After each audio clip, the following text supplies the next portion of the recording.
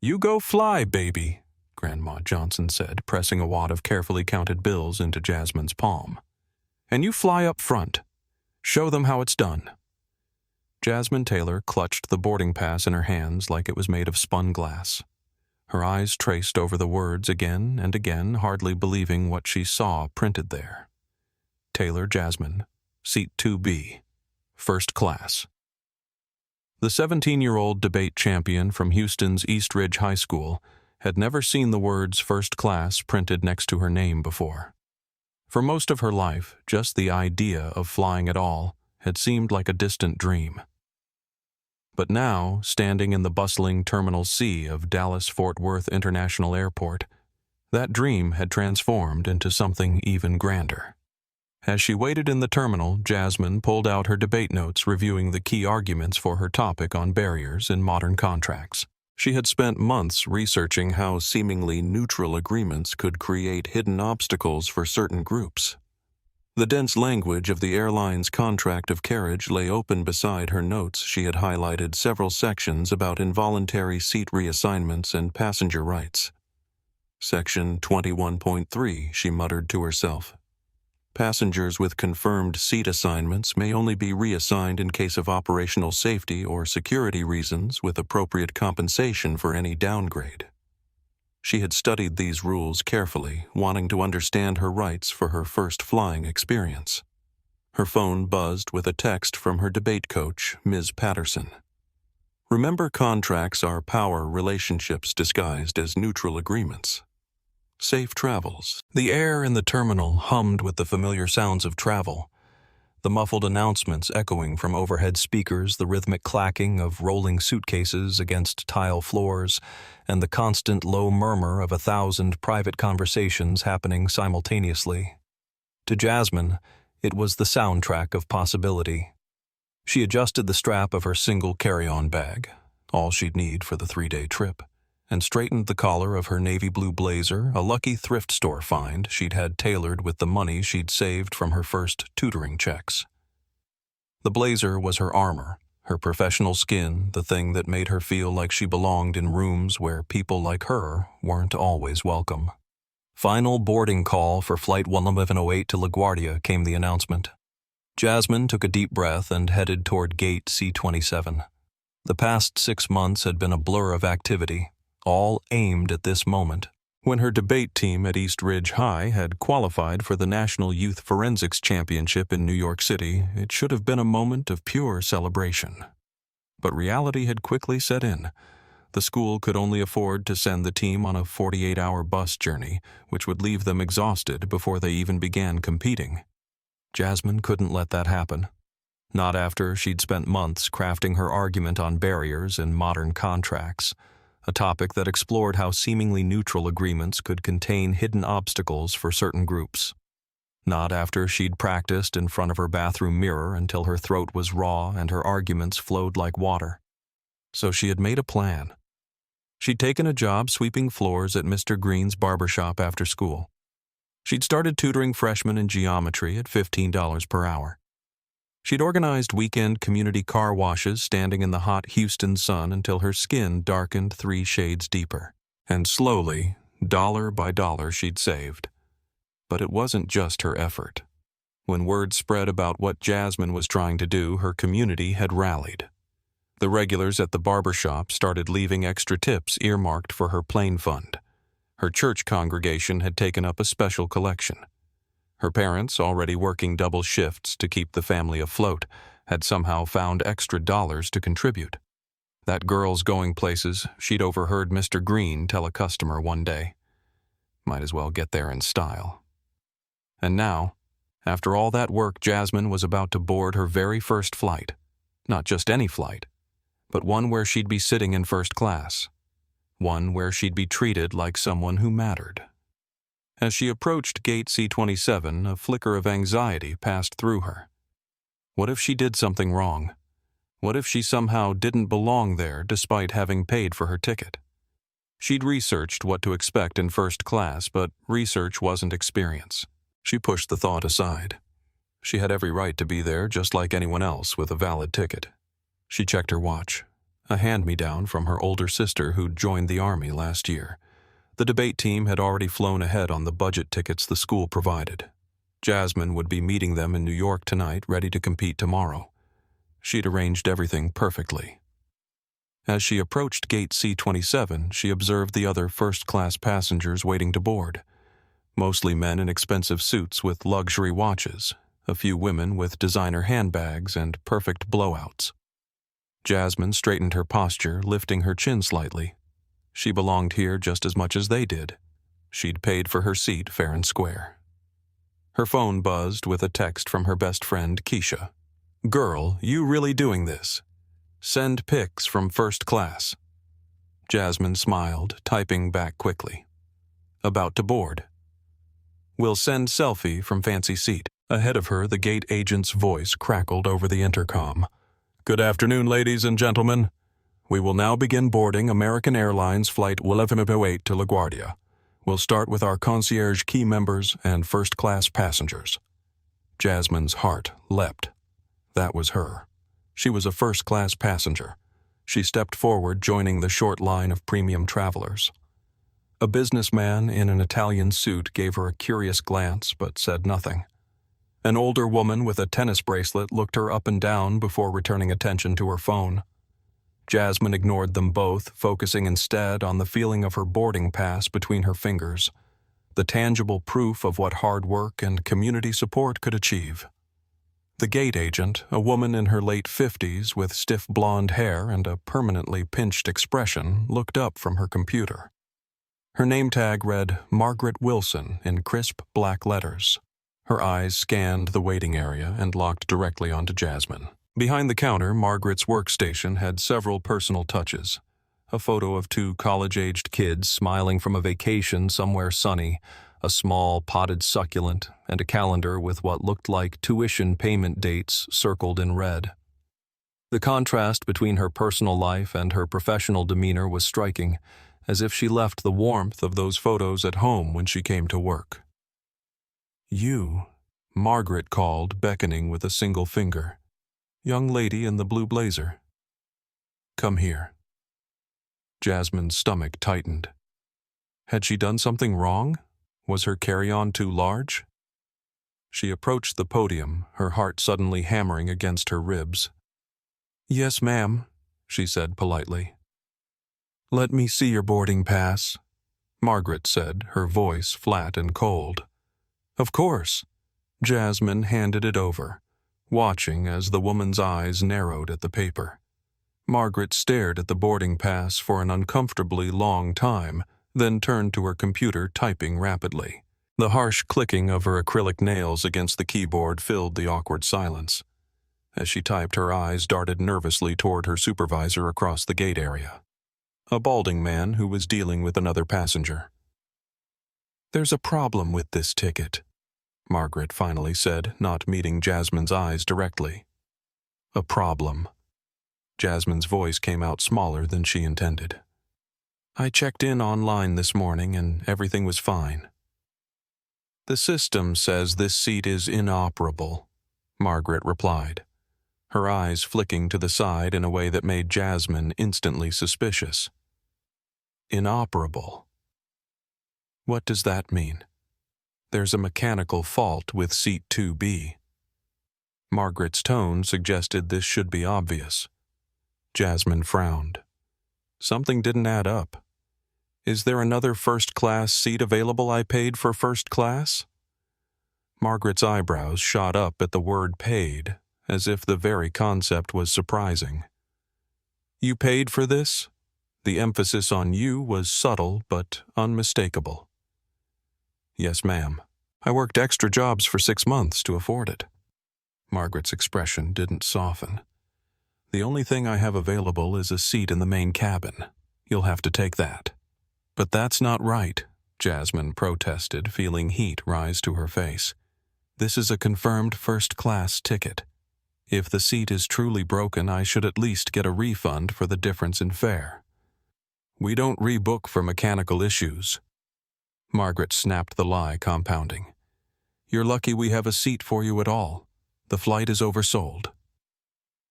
Just as Jasmine was about to respond, a commotion erupted behind her. A couple hurried toward the gate, both flushed and breathless as if they'd been running. "We're here.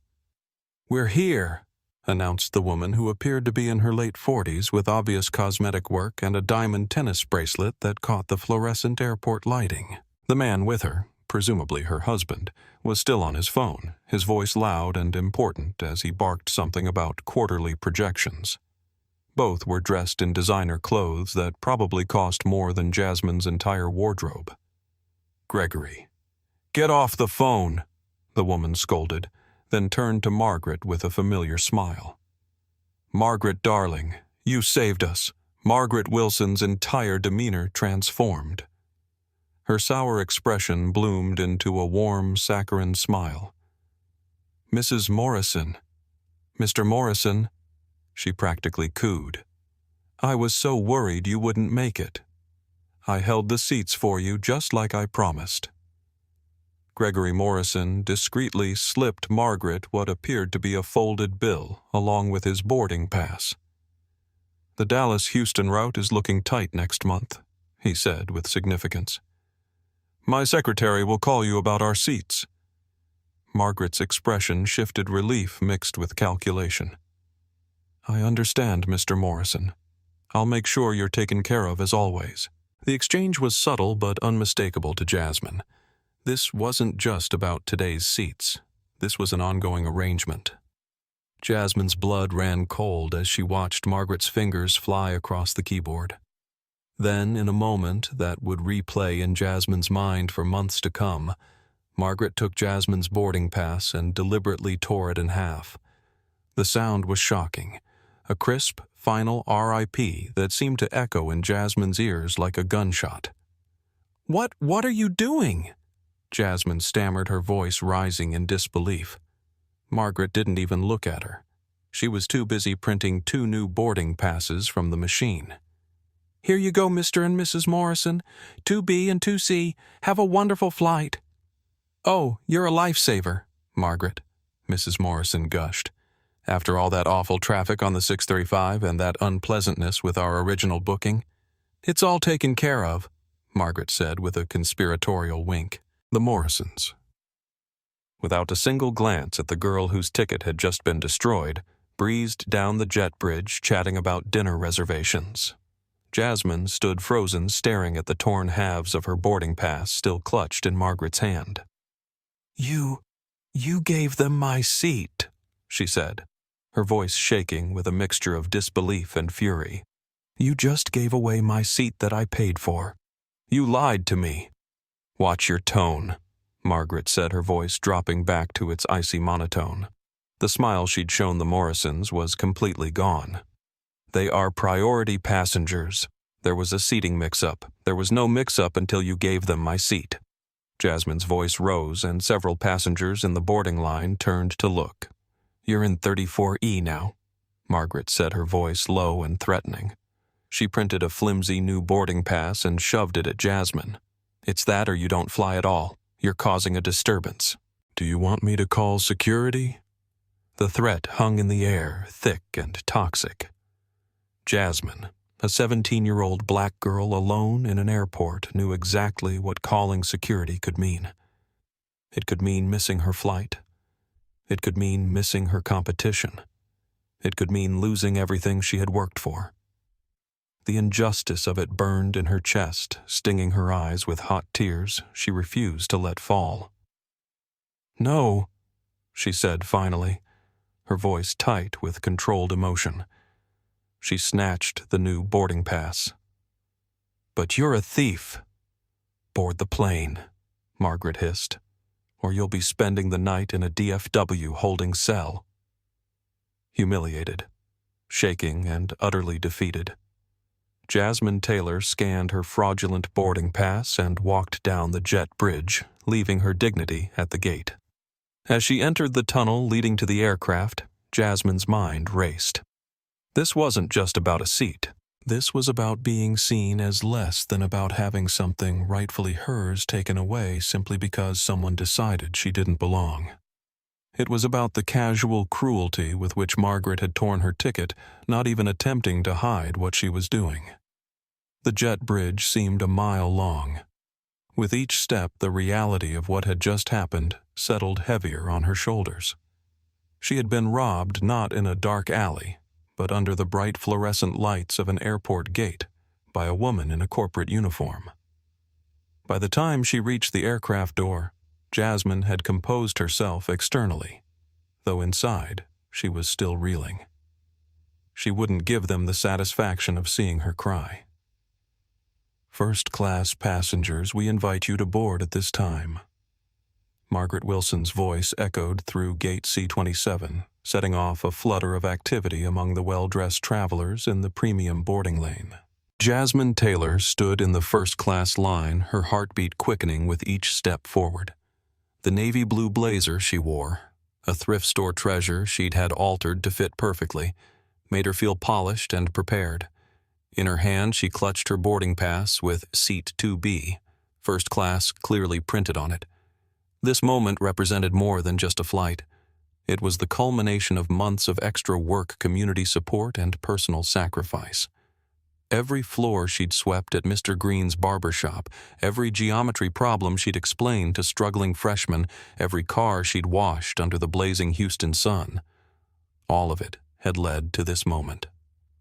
As the line inched forward, Jasmine observed the other first-class passengers. Most were business travelers with expensive luggage and preoccupied expressions. A few glanced at her curiously. A 17-year-old black girl wasn't the typical first-class demographic. But Jasmine had anticipated this. She stood tall, her expression composed. She belonged here just as much as anyone else. When she was 3 people away from the boarding scanner, Margaret Wilson looked up from her computer terminal, her gaze landing directly on Jasmine. Something in the gate agent's expression shifted, a subtle hardening around the eyes, a tightening of her mouth.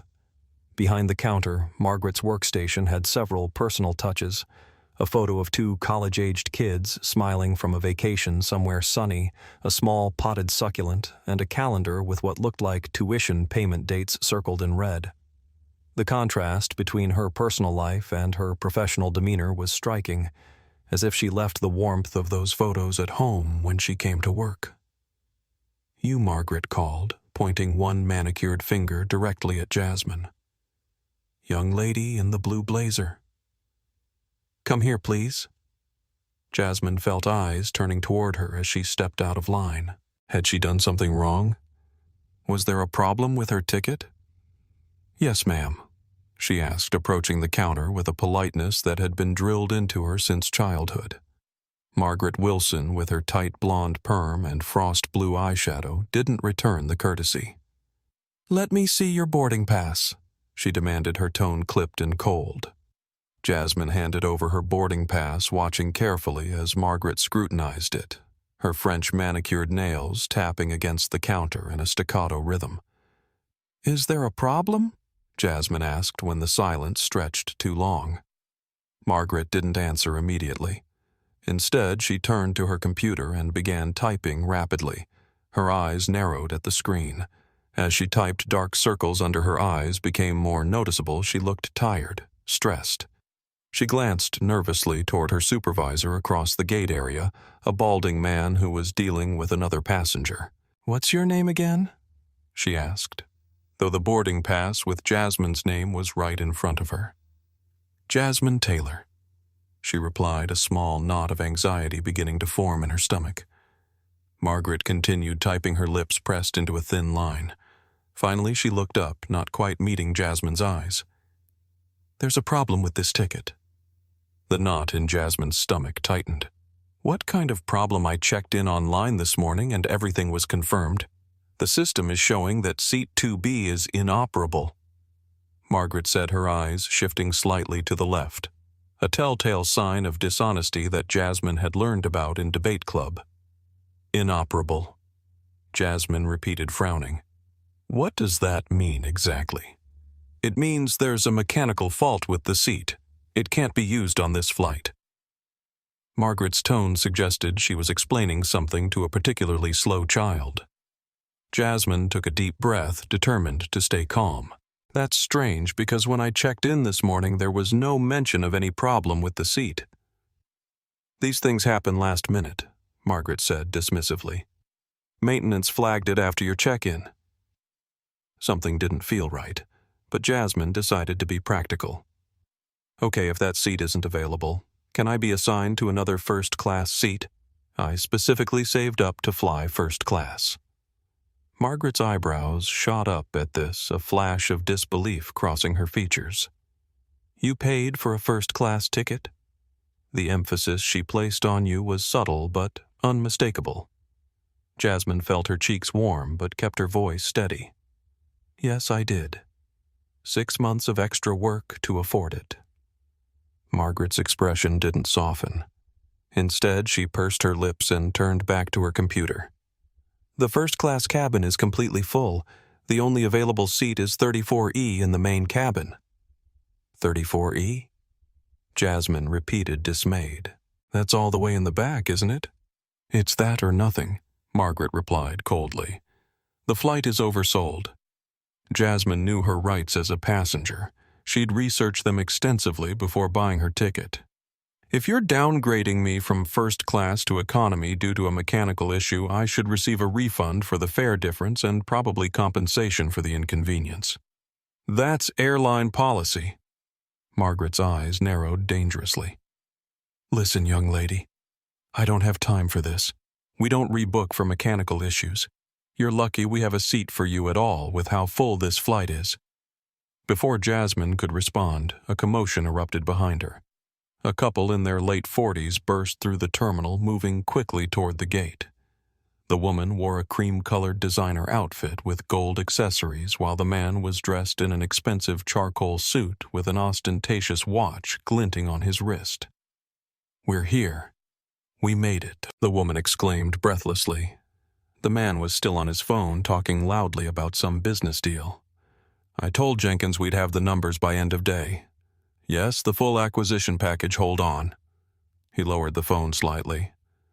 Elizabeth, are we boarding now? Gregory, get off the phone. The woman, Elizabeth, scolded before turning to Margaret with a familiar smile. Margaret, darling, you saved us. Jasmine watched in disbelief as Margaret Wilson's entire demeanor transformed. The stern, cold gate agent suddenly blossomed into a picture of customer service warmth. Mrs. Morrison. Mr. Morrison, Margaret said, her voice dripping with deference. I was so worried you wouldn't make it. I held the seats for you just like I promised. Gregory Morrison discreetly slipped Margaret what appeared to be a folded bill along with his boarding pass. The Dallas-Houston route is looking tight next month, he said with significance. My secretary will call you about our seats. Margaret's expression shifted relief mixed with calculation. I understand, Mr. Morrison. I'll make sure you're taken care of as always. The exchange was subtle but unmistakable to Jasmine. This wasn't just about today's seats. This was an ongoing arrangement. With growing horror, she watched as Margaret's fingers flew across the keyboard. Then, without warning or explanation, Margaret took Jasmine's boarding pass and deliberately tore it in half. The sound, a sharp, definitive RIP, seemed to echo in the gate area. Several nearby passengers turned to look. What are you doing? Jasmine gasped, her voice rising in shock. Margaret ignored her, completely focused instead on printing 2 fresh boarding passes from the machine. Here you go, Mr. and Mrs. Morrison. 2B and 2C. Have a wonderful flight. Oh, you're a lifesaver, Margaret Elizabeth Morrison gushed, taking the boarding passes with a perfectly manicured hand. After that awful traffic on the 6:35 and all the unpleasantness with our original booking, it's all taken care of, Margaret said with a conspiratorial wink. The Morrisons, without sparing a single glance for Jasmine, breezed down the jet bridge, still chatting animatedly. Jasmine stood frozen, staring at the torn pieces of her boarding pass now lying discarded on Margaret's counter. What had just happened felt so blatant, so shocking that for a moment she couldn't process it. She started, her voice trembling with disbelief. You just gave them my seat. You lied to me. There was never any mechanical issue, was there? Watch your tone. Margaret snapped, her friendly demeanor vanishing the instant the Morrisons were out of earshot. They are priority passengers. There was a seating duplication. There was no duplication until you created one by giving away my seat. Jasmine's voice rose, drawing more attention from nearby passengers. I paid for that seat. I worked for months to afford it. You're in 34E. Margaret said, her voice low and menacing. She printed a new boarding pass and shoved it across the counter at Jasmine. It's that, or you don't fly at all. You're causing a disturbance. Do you want me to call security? The threat hung in the air, heavy with implication. Jasmine wasn't naive. She knew exactly what could happen to a young black girl who was labeled difficult or disruptive in an airport. She could be detained, could miss her flight, could lose her chance to compete in the championship she'd worked so hard to qualify for. The injustice of it all burned in her chest like fire. Her eyes stung with tears of frustration, but she refused to let them fall. She wouldn't give Margaret the satisfaction. No, she said, finally, her voice tight with controlled emotion. Then take this boarding pass and get on the plane, Margaret said coldly, pushing the flimsy document toward her. Jasmine took the new boarding pass but couldn't resist a parting shot. What you just did was wrong. It was discriminatory and probably illegal. Board the plane, Margaret hissed, or you'll be spending the night in a DFW holding cell. A few passengers still waiting to board were openly staring now. An older gentleman frowned, looking between Jasmine and Margaret with concern. A woman in business attire had paused her phone conversation, watching the scene unfold. But no one spoke up, no one intervened. A middle-aged man in a golf shirt actually turned away, pretending he hadn't witnessed anything. His deliberate avoidance stung almost as much as Margaret's actions. With as much dignity as she could muster, Jasmine took the downgraded boarding pass and moved toward the jet bridge. As she scanned the new pass, the machine beeped in confirmation, a sound that should have been exciting but now felt like a mockery. The long walk down the jet bridge gave Jasmine time to process what had just happened. This wasn't just about a seat on an airplane. It was about being seen as less than, about having something rightfully hers taken away simply because she didn't fit someone's image of who belonged in first class. It was about the casual cruelty with which Margaret had torn her ticket, not even attempting to hide what she was doing. It was about the Morrisons' entitlement, their complete disregard for whose seat they might be taking. By the time she reached the aircraft door, Jasmine's initial shock had hardened into something else, a quiet, smoldering determination. This wasn't right, and she wouldn't pretend it was. Behind her, more passengers from the gate area were boarding. She overheard snippets of conversation. "Did you see what just happened to that girl?" one woman whispered to her companion. "None of our business," came the reply. "Best not to get involved." But they just took her seat, right in front of everyone. "Look, we've all got places to be." "It's unfortunate, but what can you do?" That "what can you do?" attitude was precisely what allowed injustices small and large to persist, Jasmine thought. People witnessed unfairness and decided it was easier to look away, to pretend they hadn't seen, to convince themselves it wasn't their problem. As she reached the aircraft door, a new thought crystallized in her mind. She wouldn't just accept this. She wouldn't just swallow the injustice and move on. But she needed to be strategic. Getting thrown off the flight or detained by security wouldn't help her get to her competition or reclaim her rightful seat. Her debate coach had drilled into the team that effective advocacy required evidence allies and the right forum. She already had evidence: the torn boarding pass, the email confirmation, the check-in record. Now she needed to find allies and the right forum to address the wrong that had been done to her. A flight attendant greeted her at the door. A woman with kind eyes and a name tag reading Sophia Alvarez. "Welcome aboard," Sophia said warmly. Jasmine managed a tight nod, not trusting her voice. First class is to your left, main cabin to the right, Sophia added cheerfully, unaware of the cruel irony of her words. Jasmine turned right, her eyes automatically flicking left into the first-class cabin. Sure enough, there were the Morrisons settling comfortably into seats 2B and 2C, her seats. Elizabeth was already handing her designer coat to another flight attendant while Gregory stowed his briefcase in the overhead bin. For a brief moment, Jasmine considered confronting them right there, asking them if they knew they were sitting in a stolen seat, if they cared that their comfort came at the expense of her dignity. But the memory of Margaret's threat stopped her. Board the plane or spend the night in a holding cell. So she turned away and continued the long walk to the back of the aircraft, past rows and rows of increasingly cramped seats all the way to row 34. The last row before the lavatories. Even before she reached it, she could smell the bathroom disinfectant.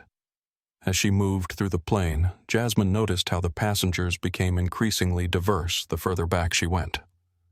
The first-class cabin was predominantly white and male. The first few rows of the main cabin had more diversity, but still skewed heavily white and professional. By the time she reached the back section, the demographic had shifted noticeably. This wasn't a coincidence, she realized. The stratification of the plane reflected broader patterns in society: who had access to premium spaces, who was assumed to belong in them, who was protected when they tried to claim their rightful place. It was the perfect real-world illustration for her debate topic on hidden barriers in contracts. When she arrived at row 34, she found a Hispanic girl about her age already seated in the aisle seat 34F. She wore headphones and was scrolling through her phone. At the window sat an elderly man with silver hair and wire-rimmed glasses reading a paperback novel. "Excuse me," Jasmine said, her voice still tight with emotion. "I think I'm in the middle." The girl looked up, pulled one earbud out, and immediately smiled. "Oh, sure, no problem." She stood to let Jasmine in, revealing a colorful Debate Life t-shirt underneath her open jacket. "I'm Alexandra Garcia, but everyone calls me Alex." "Jasmine Taylor," she replied, automatically squeezing past to take the cramped middle seat. Alex settled back into her seat but kept her attention on Jasmine. "Hey, are you okay? You seem really upset." Jasmine had been planning to put in her earbuds and try to forget the whole humiliating experience, but something in Alex's genuinely concerned expression made her pause. "Not really," she admitted. "I had a first-class ticket that I saved up for months to buy, and the gate agent just gave it away to someone else. She literally tore my boarding pass in half right in front of me." Alex's eyes widened in shock. "Are you serious? They can't do that." "Well, they just did," Jasmine said bitterly. "And when I objected, she threatened to call security on me."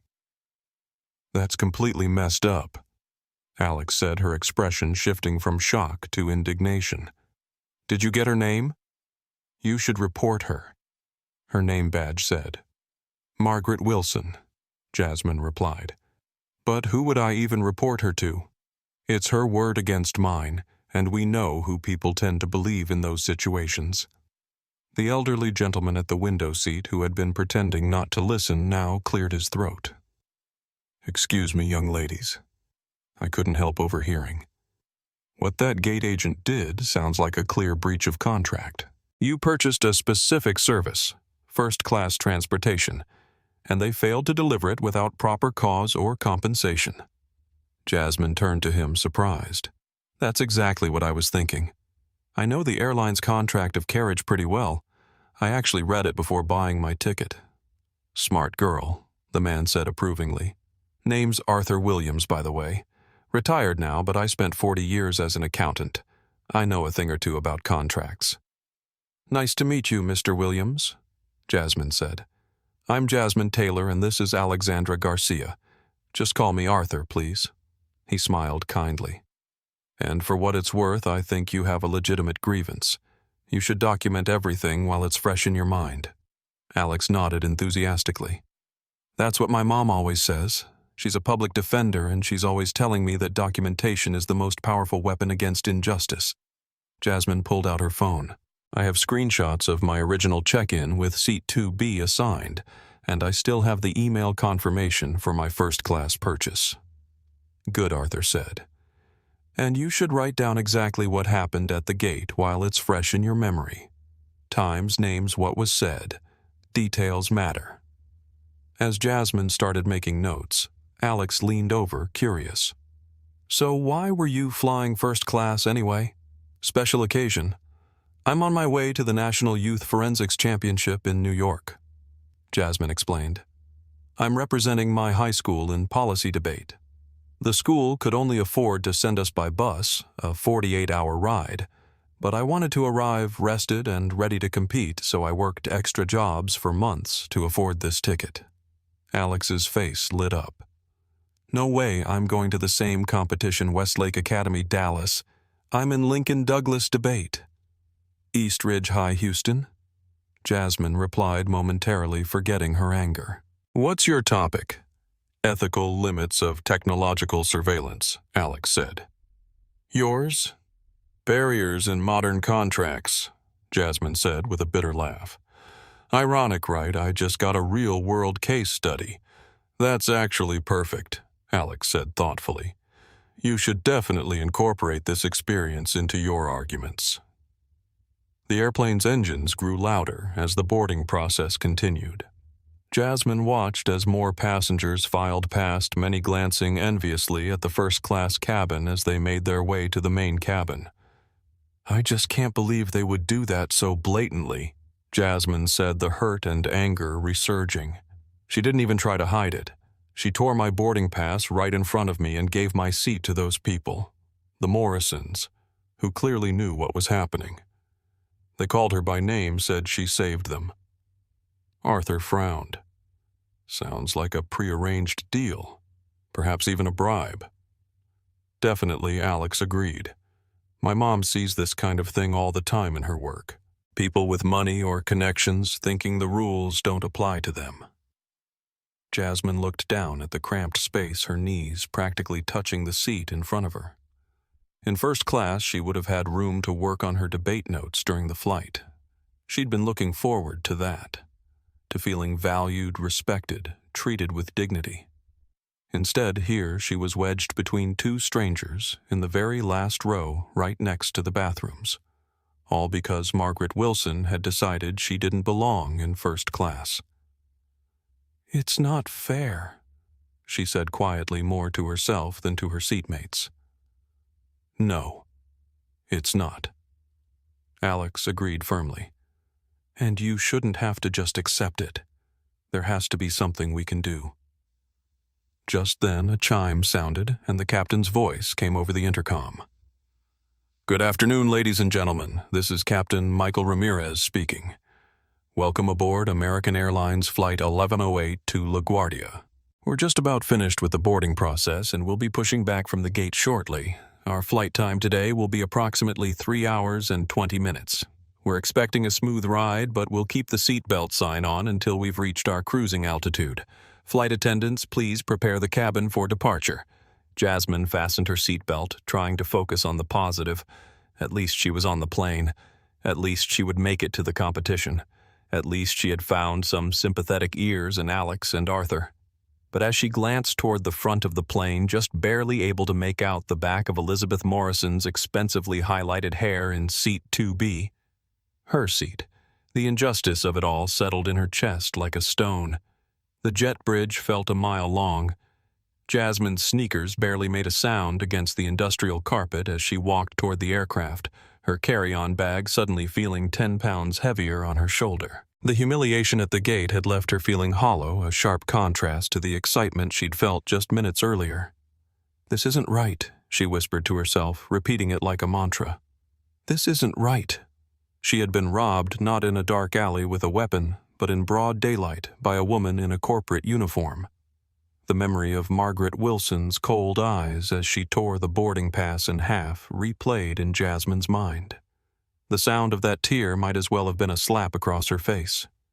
When Jasmine finally reached the aircraft door, she paused, taking a deep breath to compose herself. She wouldn't give them the satisfaction of seeing her cry. she wouldn't show them they had broken her spirit. A flight attendant stood at the entrance, a woman with warm brown eyes and dark hair pulled back in a neat bun. Her name tag read, Sophia Alvarez. Unlike Margaret, Sophia's smile seemed genuine. "Welcome aboard," Sophia greeted her. Jasmine managed a tight nod, not trusting her voice. "First class is to your left main cabin to the right," Sophia added cheerfully, unaware of the painful irony of her words. Jasmine turned right, her eyes automatically drawn to the left into the first-class cabin. There they were, the Morrisons, settling into seats 2B and 2C. Her seats. Elizabeth Morrison was already handing her designer coat to another flight attendant, complaining about the temperature. Gregory Morrison was arranging his laptop on the wide tray table that would have been Jasmine's. The sight sent a fresh wave of anger through her. For a moment, she considered marching over there, confronting them, asking if they knew they were sitting in stolen seats. But the memory of Margaret's threat held her back. "Board the plane, or you'll be spending the night in a DFW holding cell." So instead, Jasmine turned away and began the long walk to the back of the plane. With each step past the spacious first-class seats, each glimpse of the amenities she'd saved so long for the injustice burned deeper. As Jasmine made her way down the aisle toward the back of the plane, not all eyes were sympathetic. A businessman in 12C glanced up from his laptop with annoyance. "Another delay because someone can't find their seat," he muttered to his seatmate. "Just sit where they tell you and file a complaint later. Some of us have connections to make." A few rows ahead, a woman in a tennis visor shook her head. "I don't know why people make such a fuss. It's just a seat." These comments stung Jasmine almost as much as Margaret's dismissal. The casual acceptance of injustice was perhaps more disheartening than the injustice itself. She couldn't help noticing how the passengers became increasingly diverse the further back she went.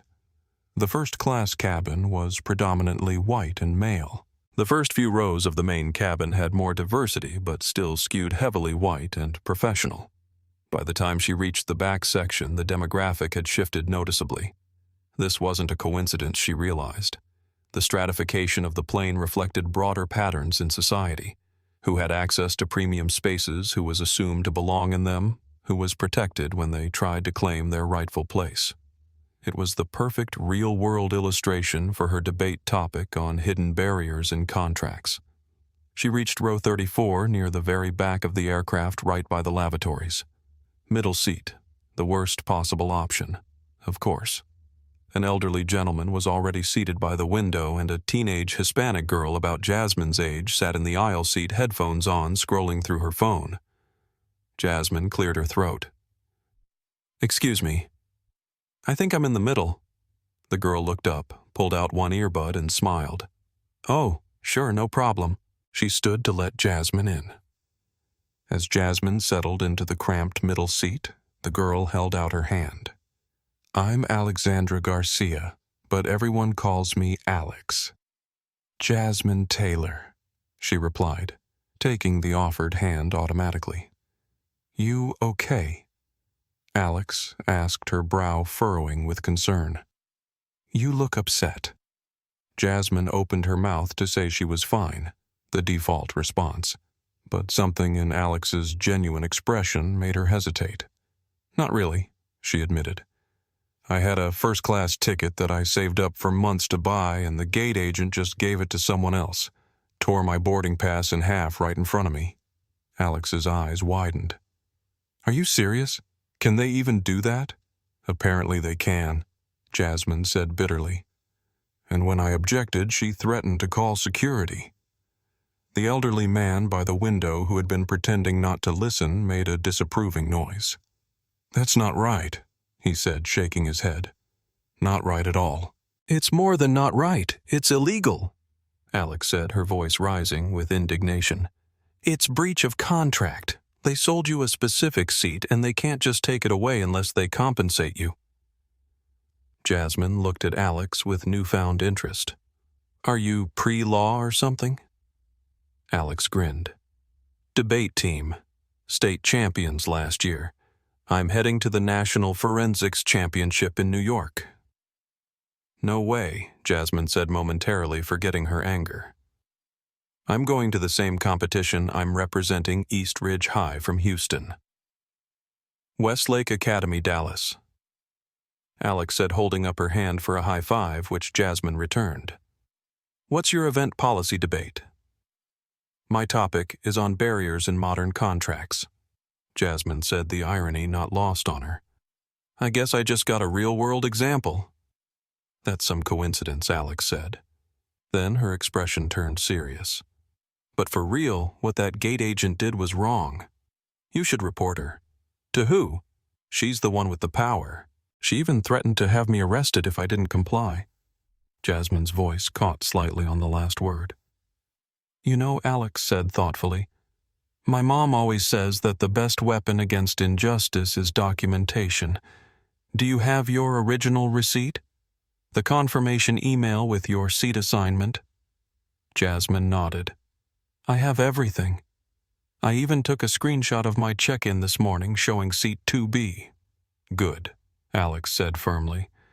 That's evidence, and I'll be your witness. I saw how upset you were when you boarded. The elderly gentleman spoke up again.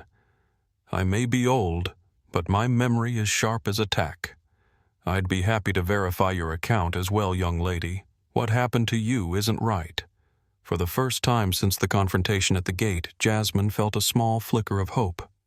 Maybe she wasn't completely powerless after all. When she reached row 34, Jasmine didn't just feel defeated. She began mentally cataloging everything that had happened, framing it as she would a debate argument. Claim. The gate agent violated a binding contract. Evidence confirmed seat assignment payment receipt. Lack of operational reason. Warrant contracts must be honored regardless of who holds them. Impact beyond personal inconvenience, a pattern that affects specific groups. She realized this wasn't just about comfort, it was about dignity and equal protection under the law. She took out her phone and began documenting the incident in detail, creating a record that could serve as evidence later. Just then, a chime sounded, and the captain's voice came over the intercom. Good afternoon, ladies and gentlemen. This is Captain Michael Ramirez speaking. We're just waiting for the final passengers to board, and then we'll be on our way to New York LaGuardia. Our flight time today will be about 3 hours and 20 minutes. Flight attendants, please prepare for departure. Jasmine closed her eyes, trying to center herself. What would her debate coach, Ms. Patterson, advise in this situation? Probably to gather facts, build a case, and present it calmly and rationally to someone with authority. But who had authority over a gate agent?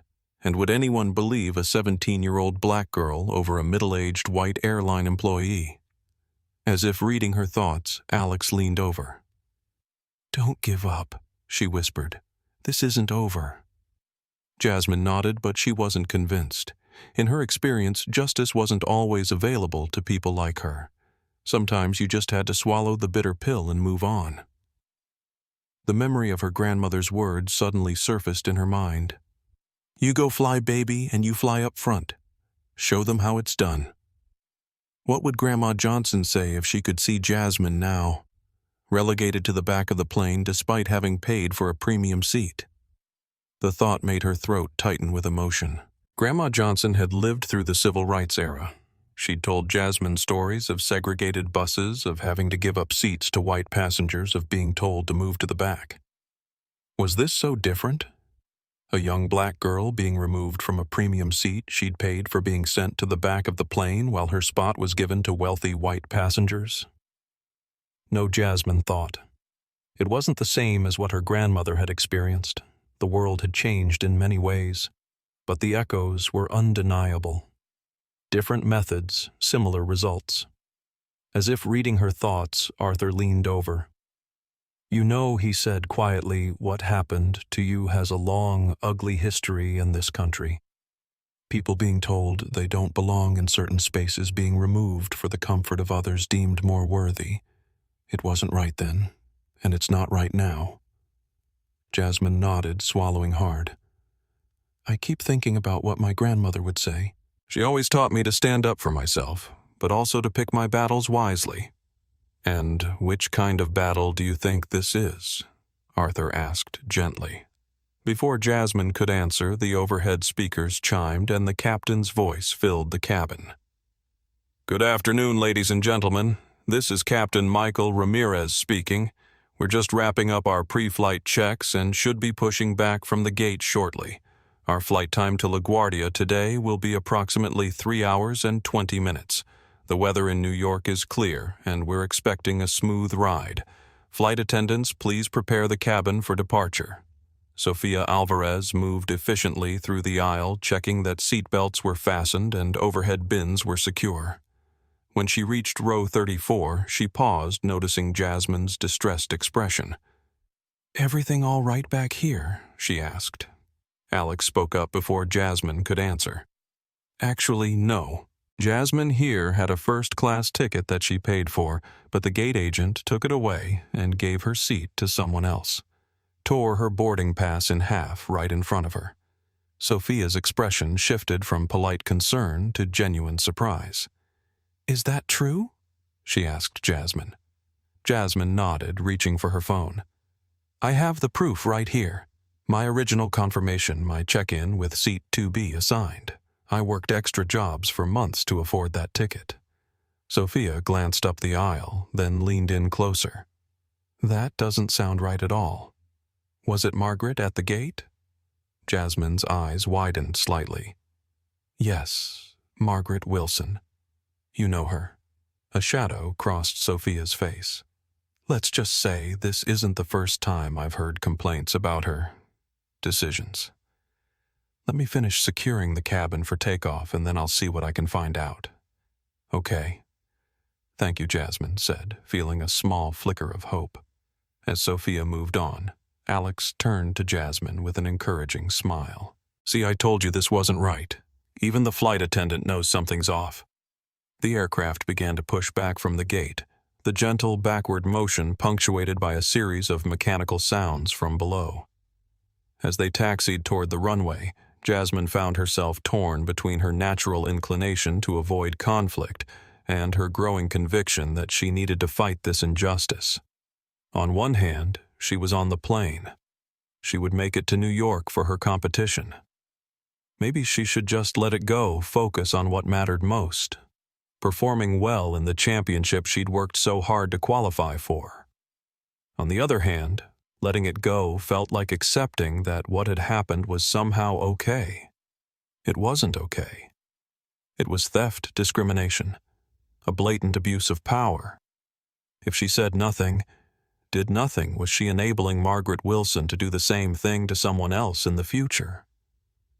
For a moment, Jasmine almost convinced herself to let it go. She could report it later, file a complaint after she arrived in New York. But something inside her rebelled against that compromise. She thought of all the times people had been told to wait for justice, to accept small indignities for the sake of convenience, to prioritize the comfort of those with power over the rights of those without. No, she decided. She wouldn't just accept this, but she needed to be strategic. The plane accelerated down the runway, pressing Jasmine back into her seat as they lifted into the air. The ground fell away beneath them, the sprawling expanse of Dallas-Fort Worth receding into a patchwork of buildings and roads. Jasmine closed her eyes, trying to center herself. What would her debate coach, Ms. Patterson, advise in this situation? Probably to gather facts, build a case, and present it calmly and rationally to someone with authority. But who had authority over a gate agent? And would anyone believe a 17-year-old black girl over a middle-aged white airline employee? As the plane climbed higher, the seatbelt sign still illuminated, Jasmine made a decision. She pulled out her phone and opened the Notes app, then began typing a detailed account of everything that had happened from her arrival at the gate to her current situation.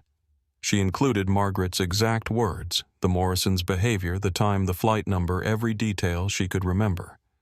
Next, she pulled up her email, finding her original ticket confirmation and the check-in receipt showing her assigned seat 2B. She took screenshots of both. Then she took a picture of her torn, invalidated boarding pass for seat 2B, followed by the replacement pass for seat 34E. Smart Alex commented, watching her document everything. Evidence is power. The seatbelt sign dinged off as they reached cruising altitude. Flight attendants began to prepare for beverage service. Up in first class, Jasmine knew they would be offering hot towels and taking drink orders. Back here, it would be a rushed cart service with limited options. Sofia Alvarez made her way down the aisle with the beverage cart stopping at each row. When she reached row 34, she had a quick whispered conversation with her colleague, then stayed behind as the other flight attendant continued with the cart. "Okay," Sofia said quietly, leaning down to speak to Jasmine. "I checked the manifest. You're right. You were originally assigned to 2B, and there's no record of any mechanical issue with that seat. Your reservation was changed manually by gate staff just before boarding." "That's unusual." "It wasn't changed," Jasmine said firmly. "It was taken away. Margaret Wilson gave my seat to those people up front, the Morrisons. They knew her by name, said she saved them." Sofia's expression grew troubled.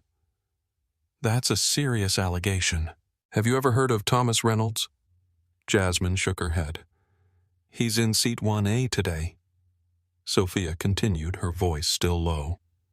"He's an airline compliance auditor. His job is literally to monitor customer service standards and adherence to company policies. If anyone on this plane has the authority to address this situation, it's him." Jasmine felt a sudden surge of hope. "Do you think he would listen to me?" "I think he would be very interested in what happened to you," Sofia replied carefully. "I can't make any promises, but I could mention your situation to him if you'd like." Jasmine hesitated only briefly. "Yes, please. Thank you." As Sofia moved away, Arthur leaned over. "Good for you standing up for yourself.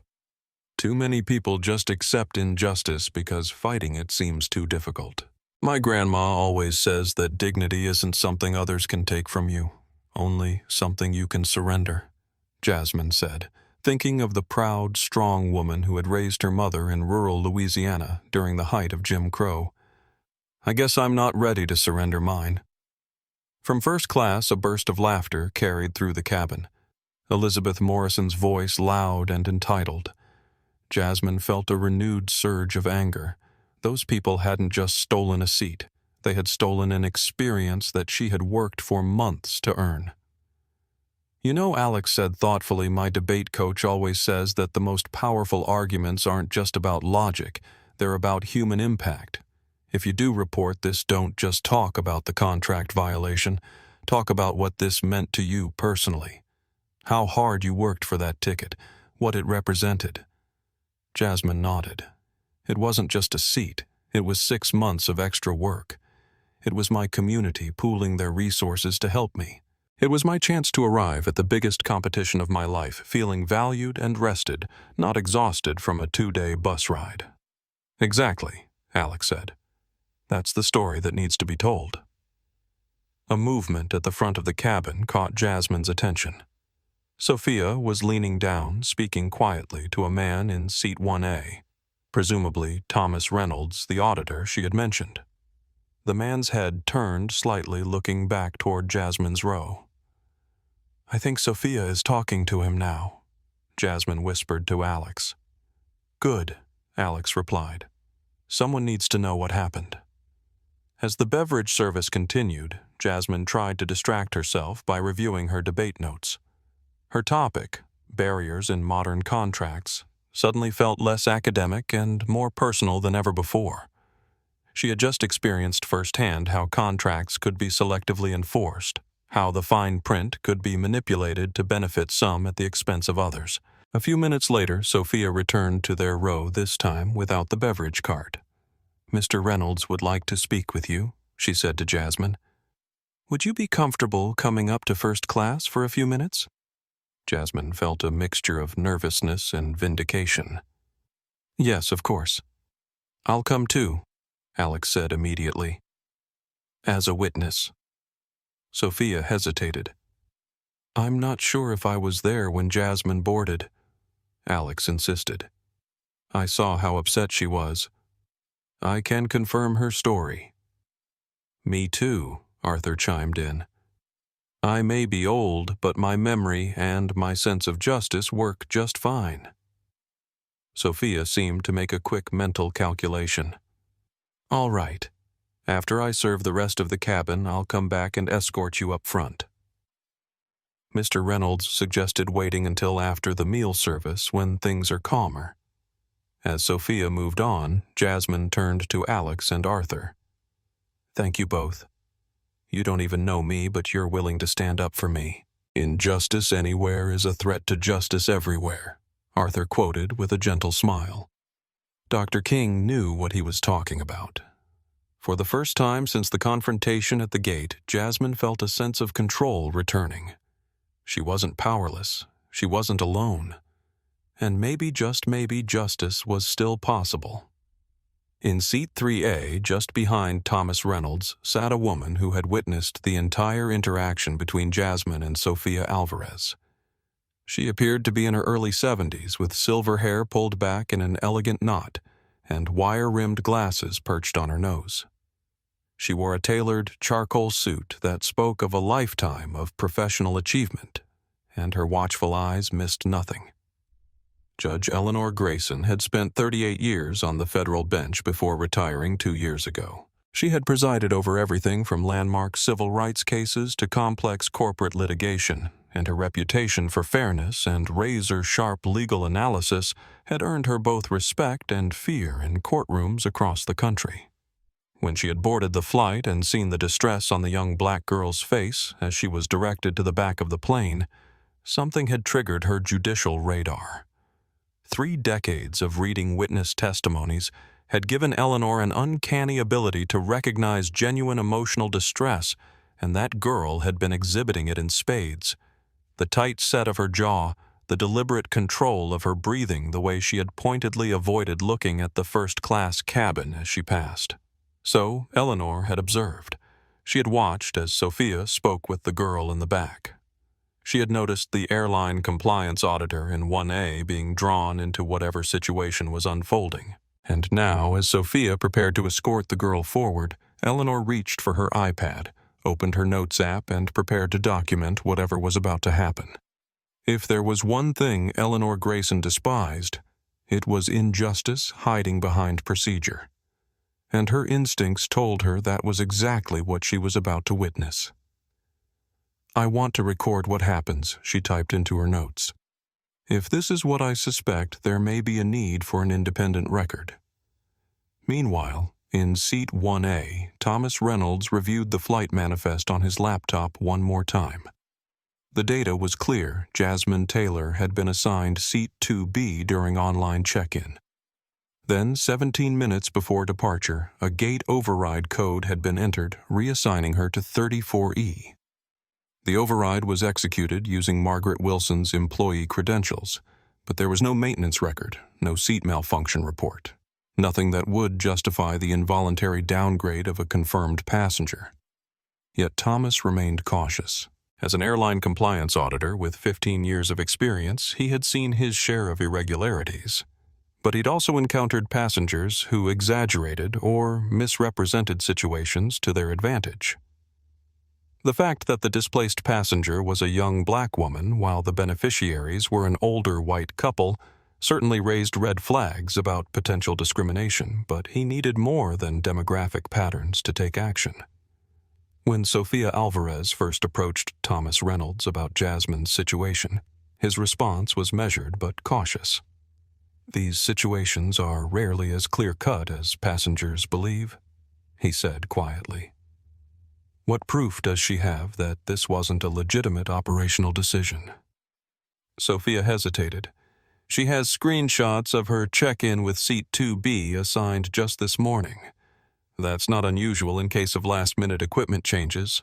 Thomas replied, his expression professional but skeptical. And the gate agent's explanation? She claimed a mechanical issue with the seat, Sophia said. But I checked with maintenance control. There's no record of any issue with 2B on this aircraft. Thomas's eyes narrowed. That's more concerning.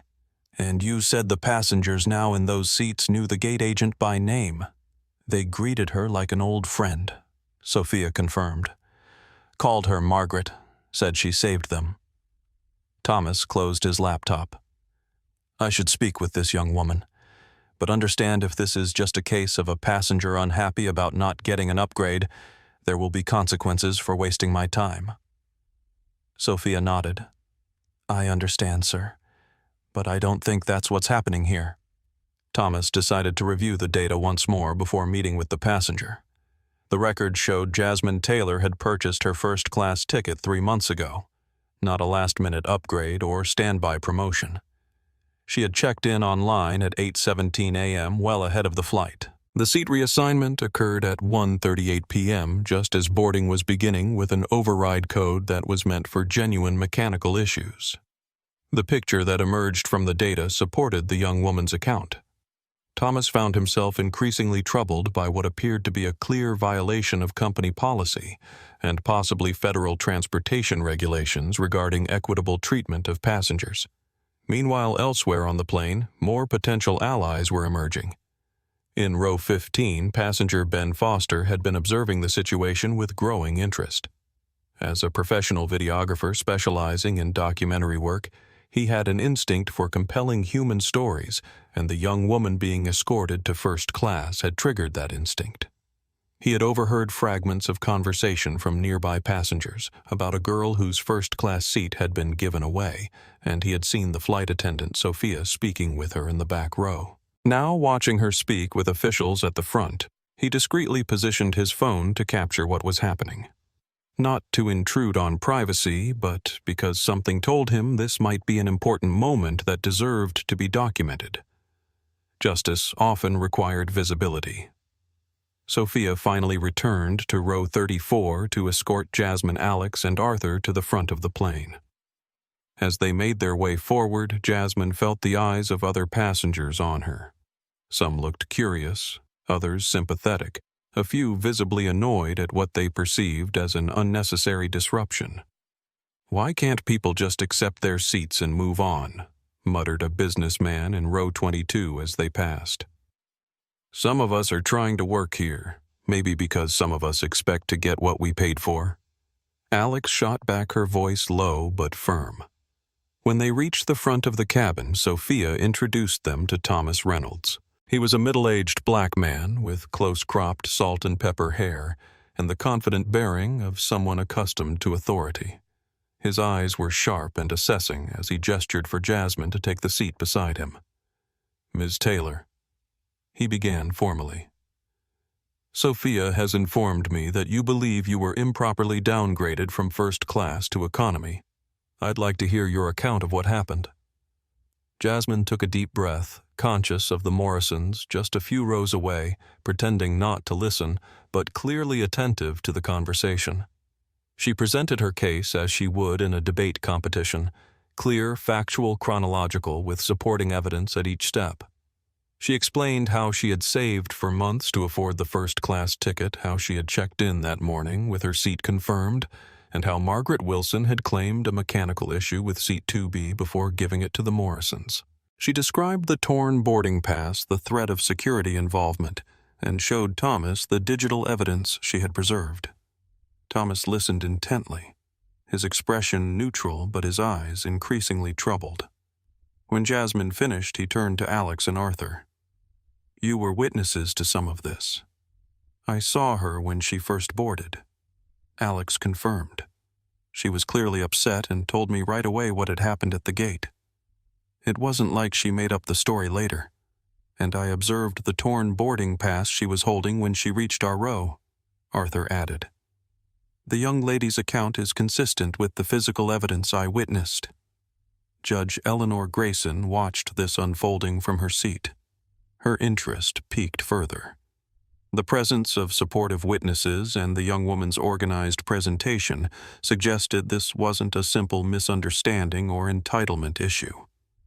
When she finally approached Thomas and Jasmine, she was careful to maintain judicial neutrality. "Mr. Reynolds," she said formally. "I'm Eleanor Grayson, retired federal judge.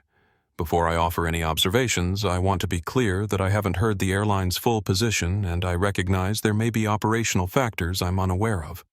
Thomas nodded respectfully. Of course, Your Honor. She turned to Jasmine.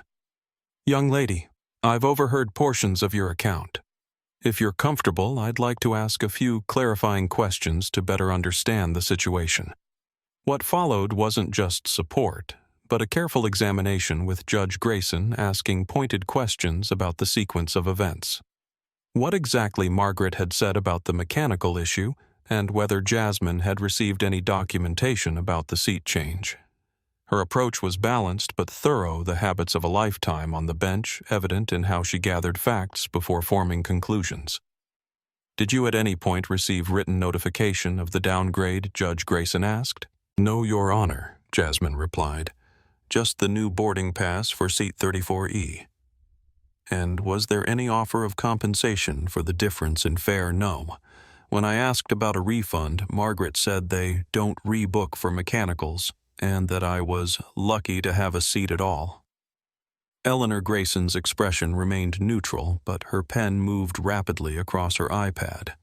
She had heard enough to form an initial assessment, but true to her judicial training, she wanted to hear all sides before reaching a conclusion. Thomas turned to his computer again, pulling up additional records. According to our booking system, your first-class ticket was purchased 3 months ago, not a last-minute upgrade. Is that correct? Yes, Jasmine confirmed. I started saving in December, bought the ticket in February for today's May flight. Thomas nodded, making notes. And you completed online check-in at 8:17 a.m. today, at which time seat 2B was confirmed to you. That's right. I have the screenshot. Thomas's fingers moved across the keyboard, pulling up more data. At 1:38 p.m., approximately 20 minutes before boarding, your seat assignment was changed using an override code reserved for mechanical issues. However, there is no corresponding maintenance report for seat 2B, which is required procedure for any seat designated as inoperable. He looked up at Jasmine, his professional demeanor softening slightly. Ms. Taylor, based on the evidence you've provided and our system records, I believe you were indeed improperly downgraded without cause or compensation. This represents a serious breach of our contract of carriage and company policy. The validation from an official source sent a wave of relief through Jasmine. She wasn't crazy. She hadn't misunderstood. An injustice had been done to her, and someone in authority was acknowledging it. What happens now? She asked. Before Thomas could answer, a new voice joined the conversation. Elizabeth Morrison, who had been listening from her seat just a few rows away. Her voice was tense with defensive irritation. Excuse me, but if there's some issue with these seats, perhaps you should speak with us directly, rather than having this conversation in the middle of the cabin. Thomas turned to her with professional courtesy but unmistakable authority. Mrs. Morrison, we will indeed need to speak with you shortly. The issue involves the circumstances under which you and your husband were assigned seats 2B and 2C, which were previously confirmed to another passenger. Gregory Morrison looked up from his laptop, his expression hardening. We have confirmed boarding passes for these seats. Whatever administrative error occurred is the airline's problem, not ours. That's partially correct, Thomas acknowledged. The airline does bear responsibility for the actions of its employees. However, if there was any irregular arrangement regarding your seating assignment, that would be a matter we'd need to address. Elizabeth's face flushed. What exactly are you implying? I'm not implying anything, ma'am. I'm investigating a reported breach of our contract of carriage. Part of that investigation involves understanding how you came to occupy seats that were previously assigned to another passenger.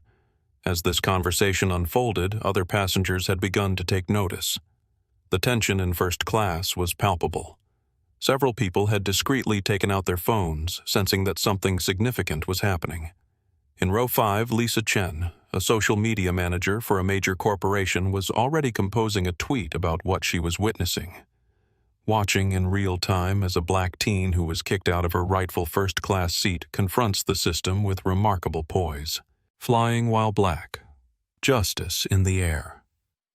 Back near Jasmine and Thomas Reynolds, Sophia Alvarez had been joined by the lead flight attendant, James Wilson, no relation to Margaret. James had been briefed on the situation and looked genuinely troubled. "Ms. Taylor," he said, approaching her on behalf of the airline, "I want to apologize for what you've experienced today.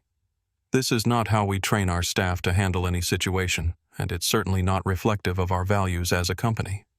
"Thank you," Jasmine replied, appreciating the acknowledgement but still feeling the sting of the injustice. "The question now," James continued, "is how we make this right." Before Jasmine could respond, a commotion erupted from seats 2B and 2C. Gregory Morrison's voice had risen to an unpleasant volume. "This is harassment," he shouted. "I want your employee number. I want your supervisor's name. Do you have any idea who you're dealing with?" Thomas Reynolds remained unruffled. "I'm fully aware of who I'm dealing with, Mr. Morrison. The question is whether you are." Elizabeth Morrison grabbed her husband's arm. "Gregory, stop making a scene. We'll just file a complaint later." But Gregory was too far gone, his face purple with rage. "No, Elizabeth. I won't be disrespected like this." "We paid good money for these seats. Did you?" Thomas asked pointedly. "Or did you pay Margaret Wilson to give you seats that belonged to someone else?"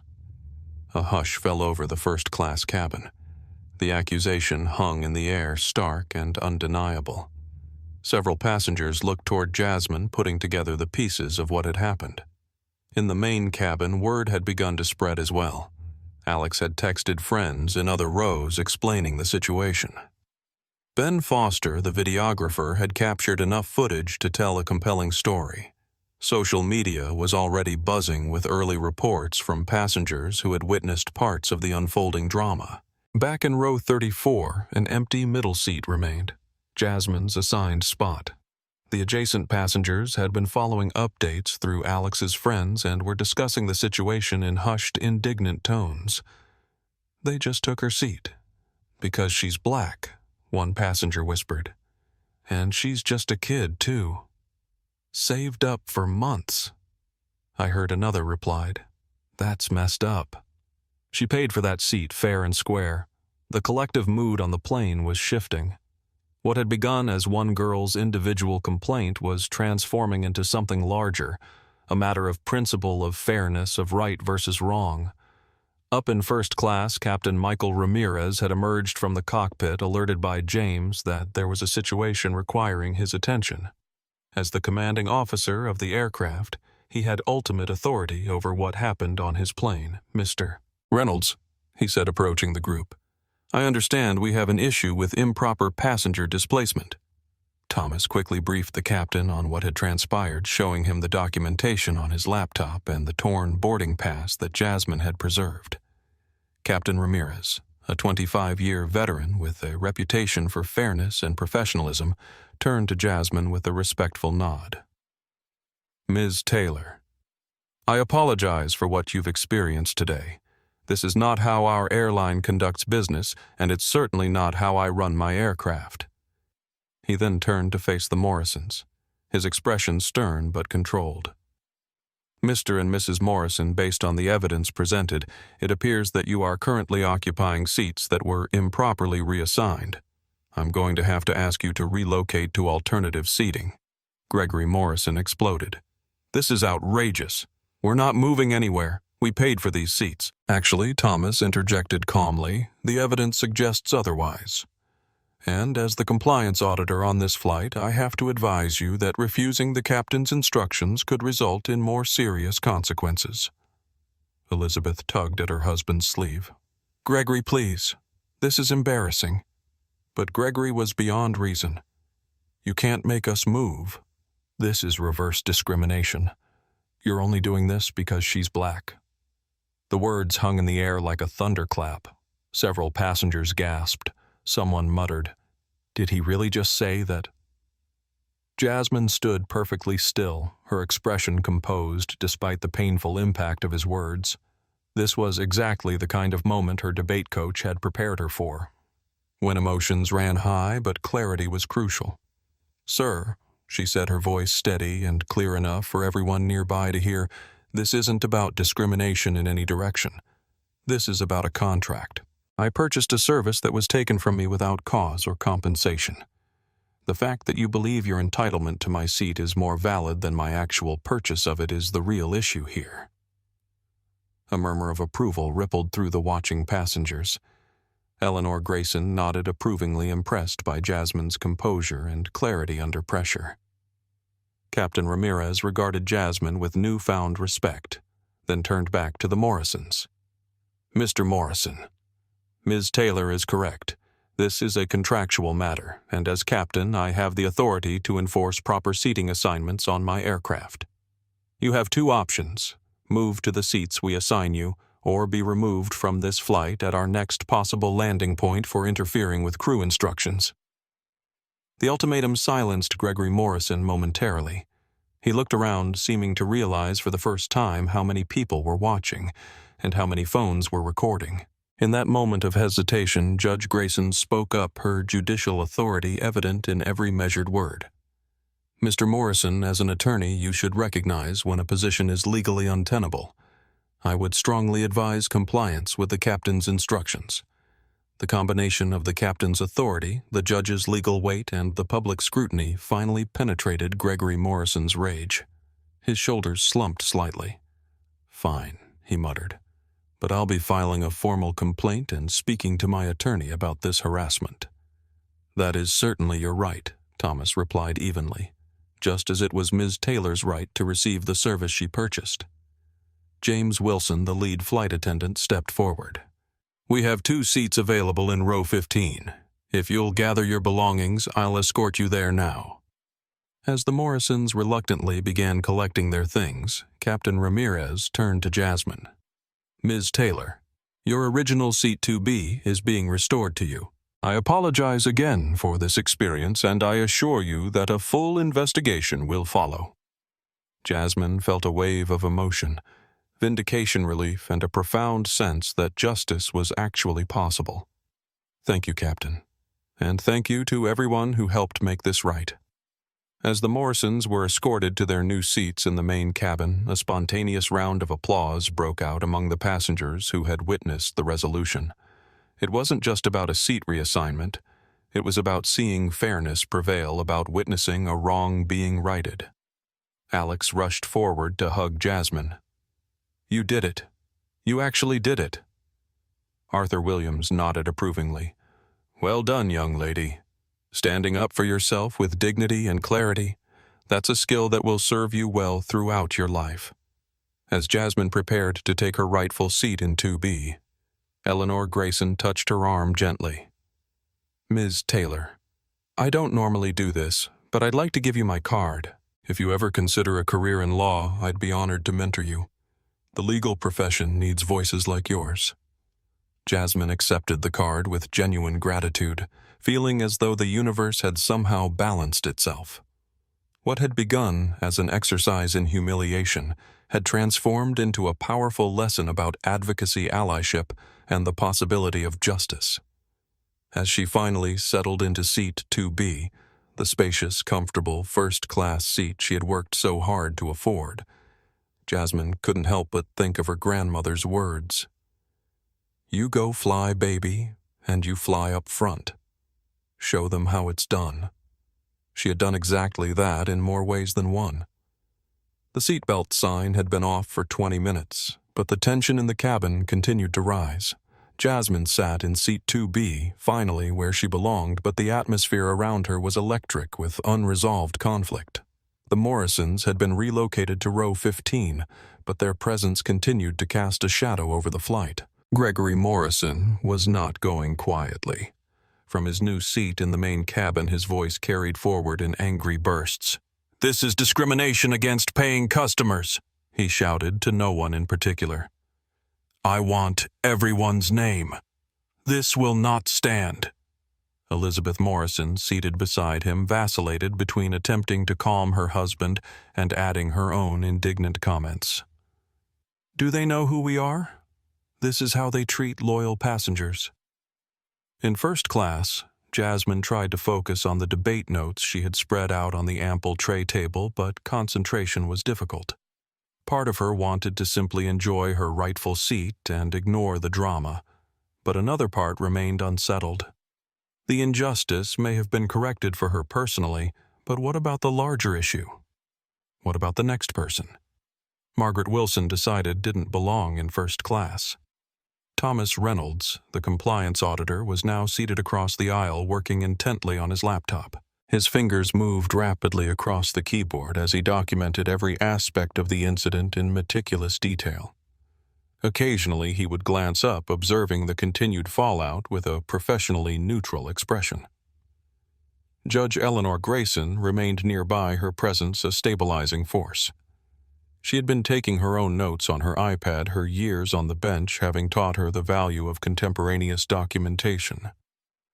"You're handling this remarkably well," she said quietly to Jasmine. "Many adults would have lost their composure long ago." Jasmine managed a small smile. "Debate team teaches you to stay focused under pressure. My coach says emotional control is as important as logical arguments." Wise coach Eleanor nodded. "Though I imagine this wasn't the type of real-world application you expected." "Not exactly," Jasmine admitted.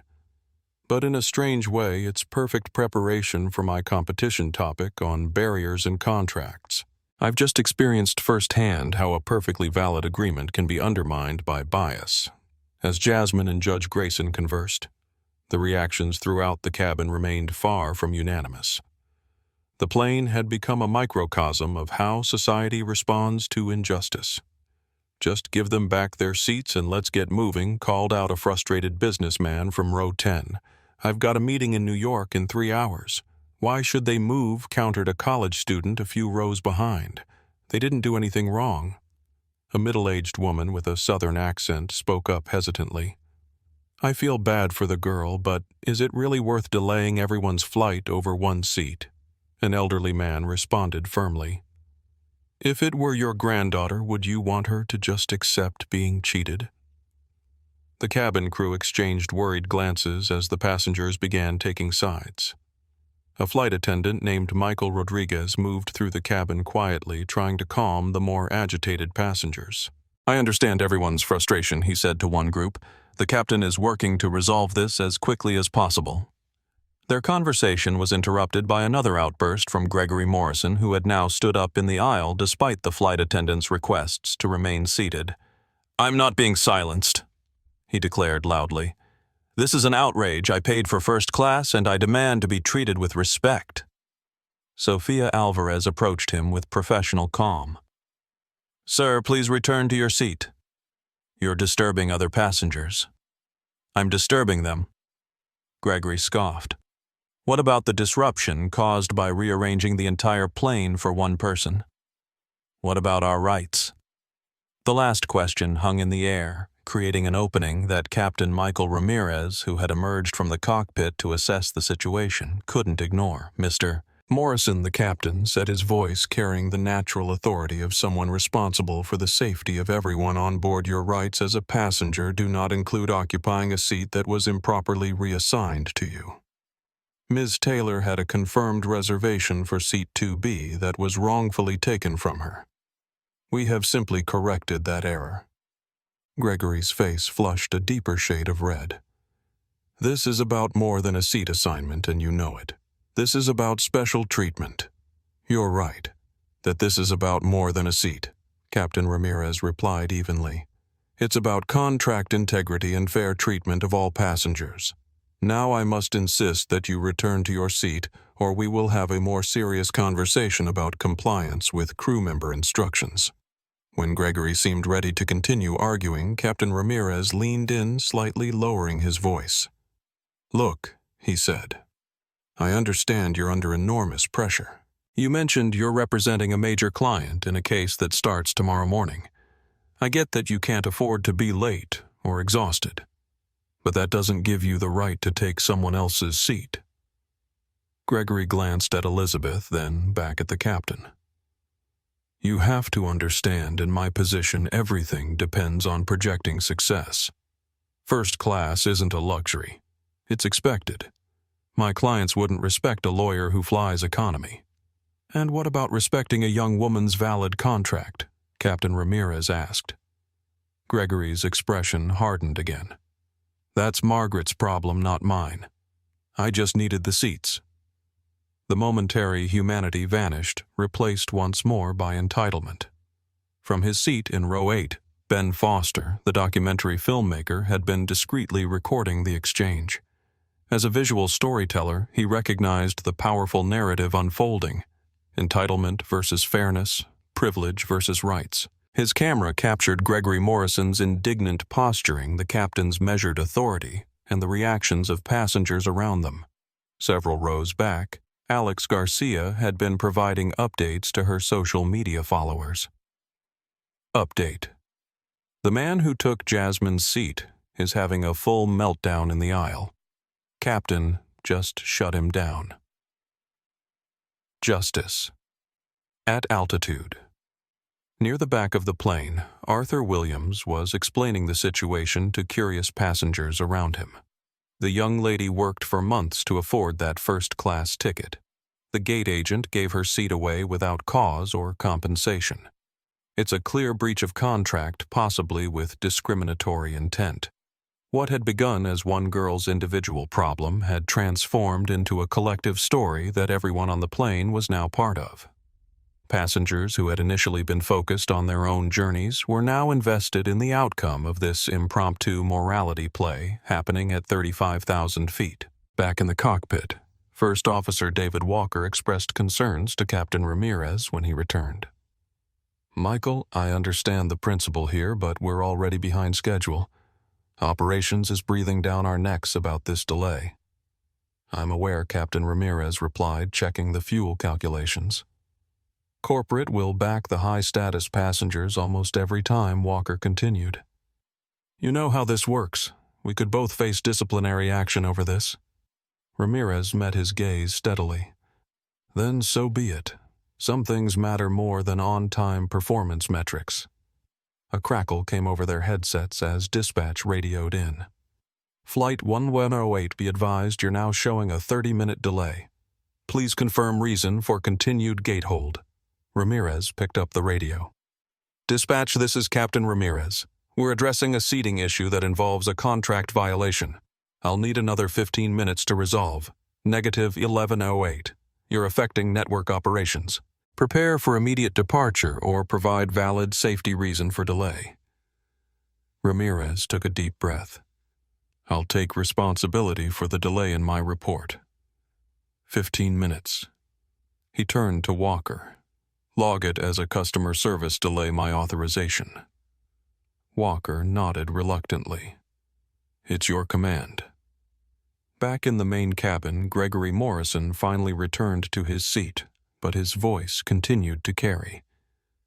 This isn't over. I know people at the corporate level. There will be consequences. Elizabeth leaned across the aisle to another passenger. It's reverse discrimination, you know. They're only doing this because she's black and we're not.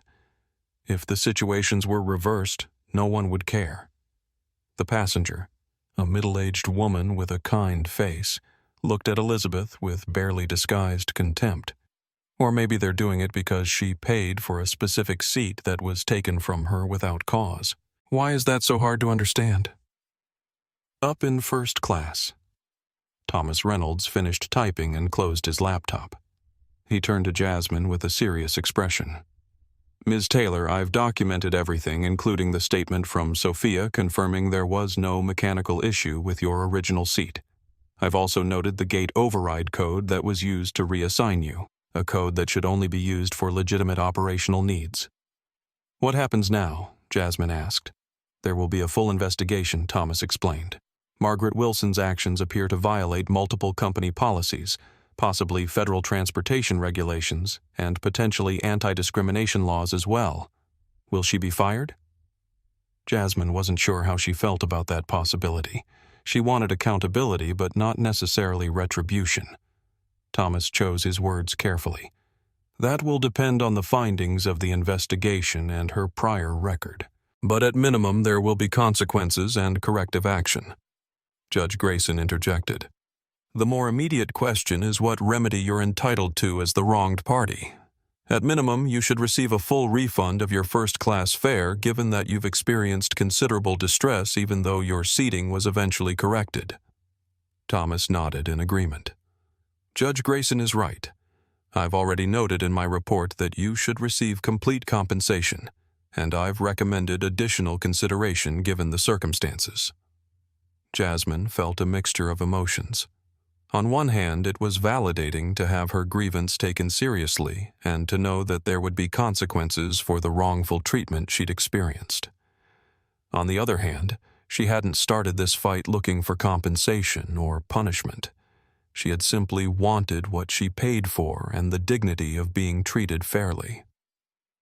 Before she could respond, a new commotion began in the main cabin.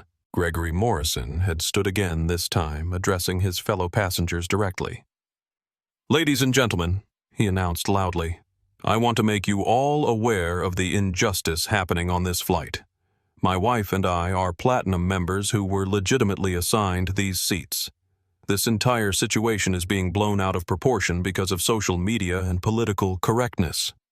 He gestured expansively. "If we don't reach New York on schedule, many of you will miss connections or important meetings, all because one person is making a scene over a seat assignment that can be resolved through proper channels after we land." His appeal was calculated to prioritize convenience over justice, a strategy that often worked in a society that valued comfort and efficiency. For a moment it seemed to be working as several passengers nodded in agreement. Then an unexpected voice responded, a middle-aged black woman in business attire from row 17. "Sir," she said, her voice clear and measured, "I've missed meetings before. I'll miss them again. But I've also spent my life watching people like that young lady being told to accept injustice for everyone else's convenience. Not today." Another voice joined in from across the aisle, a white man in his 60s. "I have a connection too, but some things are more important. She paid for that seat fair and square."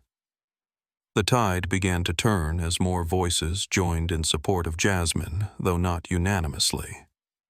A tense division remained in the cabin, mirroring the larger societal struggles outside the aircraft. Gregory Morrison, realizing his attempt to rally support had backfired, returned to his seat, his face flushed with frustration. Elizabeth leaned close, whispering urgently, but their conversation was mercifully inaudible to the rest of the cabin. A collective sigh of relief passed through the plane. The immediate crisis appeared to be over, though the tension remained palpable. Captain Ramirez, still standing in the aisle, addressed the cabin. "Ladies and gentlemen, I want to thank you for your patience during this unusual situation. We'll be continuing our service shortly, and we expect to arrive in New York on schedule despite these disruptions." As he turned to head back to the cockpit, he paused by Jasmine's seat. "Ms. Taylor, once again, I apologize for your experience today. I want you to know that I'll be personally filing a report about this incident to ensure it receives appropriate attention." "Thank you." Captain Jasmine replied, genuinely moved by his support. "I appreciate everything you've done to make this right." After the captain returned to the cockpit, Sophia approached with a fresh round of beverages for the first-class cabin. When she reached Jasmine, she leaned down with a warm smile. "Would you like anything to drink? Perhaps some ginger ale or a sparkling water?" "Ginger ale would be nice," Jasmine said, still feeling slightly overwhelmed by the dramatic turn her journey had taken. As Sophia prepared the drink, she spoke quietly. "You know, in 15 years of flying, I've never seen anything quite like this. The way you stood up for yourself, with such dignity and clarity, it was impressive." "I was terrified," Jasmine admitted. "I'm still not sure how all this happened. It happened because you knew your rights and weren't afraid to assert them," Sophia replied, handing her the glass. "And because good people recognized an injustice and stepped forward to help correct it. Both parts matter." After Sophia moved on, a senior flight attendant pulled her aside in the galley. "You're putting yourself in a difficult position," he warned quietly. "Margaret Wilson has friends in management. Getting involved in passenger disputes isn't worth risking your career. Sophia's hand stilled on the beverage cart she was preparing. Jose, you've been flying for 20 years. Have you ever seen something like this and just looked the other way? He hesitated. More times than I want to admit. That's how the system works. Maybe it shouldn't, Sophia replied. Maybe that's the problem. Jose studied her for a moment. Just be careful. People like the Morrisons make complaints that stick. People like that young lady rarely have the same power. Sophia nodded, understanding the risk she was taking. That's exactly why I can't stay quiet. If people with some protection won't speak up, who will? Back in first class? Judge Grayson turned to Jasmine. She's right, you know. Many injustices persist not because there aren't rules against them, but because people feel too intimidated to invoke those rules, or because witnesses remain silent. I almost didn't say anything, Jasmine confessed. When Margaret threatened to call security, I seriously considered just accepting the new seat and staying quiet.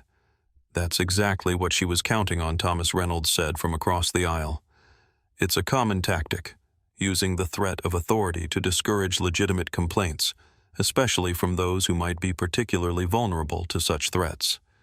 Like a 17-year-old black girl traveling alone, Jasmine said quietly. Exactly. Thomas nodded. She calculated that you would be easier to intimidate than the Morrisons, who she likely assumed had more social capital to challenge her decisions. But she miscalculated, Judge Grayson added with a small smile.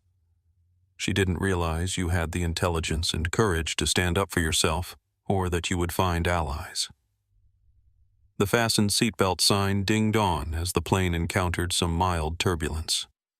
As Jasmine secured her belt, she looked out the window at the vast expanse of clouds below. Just hours ago, she had been excited simply to be flying for the first time. Now she was in the middle of what felt like a case study in social justice and contract rights. The turbulence passed and the seatbelt sign dinged off again. As if on cue, Alex appeared from the main cabin, having convinced a flight attendant to let her visit Jasmine briefly. Everyone back there is talking about what happened, she reported excitedly. You're like a hero to half the plane right now. People are posting about it on social media with hashtags like #JusticeInTheAir and #FirstClassIntegrity. Jasmine felt her cheeks warm.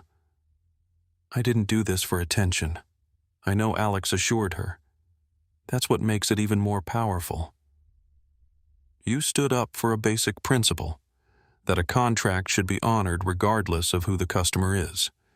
People respond to that because deep down everyone wants to believe that fairness is possible.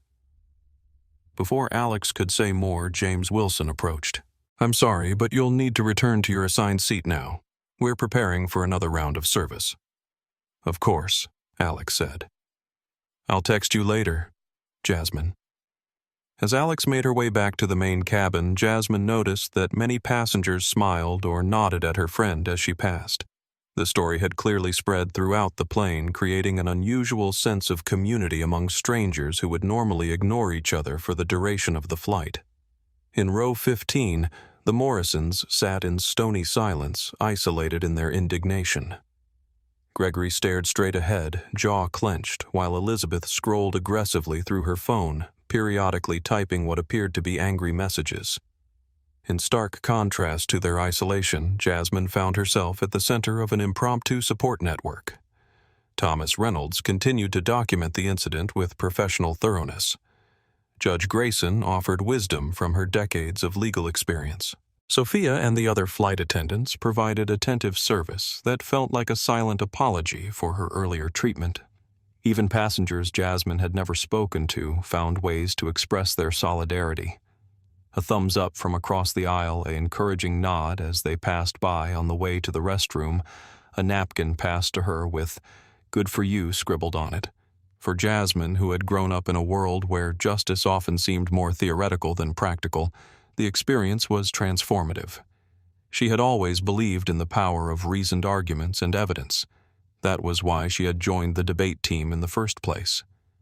But seeing those principles actually work in real life, witnessing fairness prevail not in a classroom exercise, but in a real-world conflict, gave her a new sense of possibility. The revelation of air marshals on board seemed to finally deflate Gregory Morrison's belligerence. He sat rigidly in his row 15 seat, Elizabeth whispering furiously beside him. Both of them now acutely aware that their actions had escalated a seating dispute into a potential security incident. Throughout the cabin, passengers exchanged meaningful glances. The presence of air marshals had transformed what was already a tense situation into something that felt genuinely significant. This was no longer just about a seat assignment. It had become about fundamental concepts of fairness, respect, and the abuse of privilege. In first class, Jasmine sat quietly still, processing the series of events that had turned her first flight into an impromptu lesson in standing up for justice. She hadn't asked for any of this. All she had wanted was to fly to her debate competition in the seat she had paid for the seat she had worked extra jobs for 6 months to afford. Thomas Reynolds looked up from his laptop. "Are you okay?" he asked, his voice gentle with concern. "I think so," Jasmine replied. "It's just a lot to take in. I never expected my first flight to be quite this eventful." Judge Grayson's expression softened. "You've handled yourself with remarkable poise throughout this ordeal. Many adults wouldn't have shown the same composure. My debate coach always says that the most powerful position is one of calm certainty," Jasmine explained. "Anger might feel satisfying in the moment, but it rarely persuades anyone. Your coach is very wise." Thomas nodded. "And you've applied that principle admirably today." The flight continued for another 30 minutes without incident. The air marshals maintained their vigilant presence. The Morrisons remained sullen but quiet, and the rest of the passengers settled into an uneasy peace.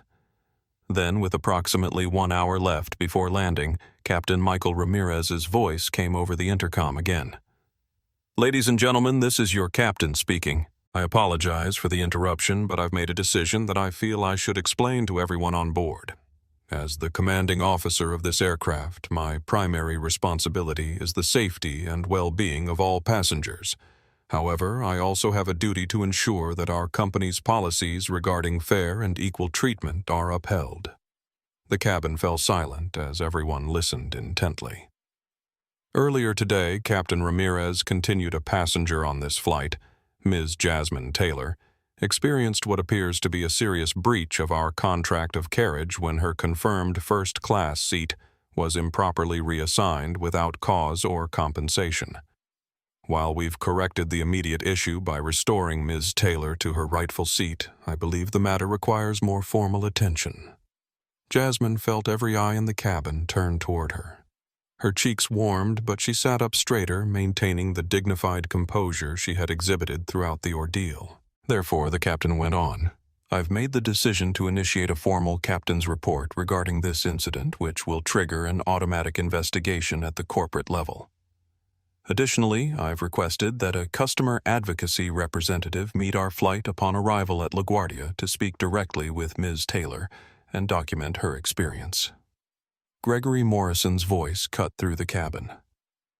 "This is outrageous special treatment for one passenger while the rest of us are treated like criminals." An air marshal took a step toward row 15, but it wasn't necessary.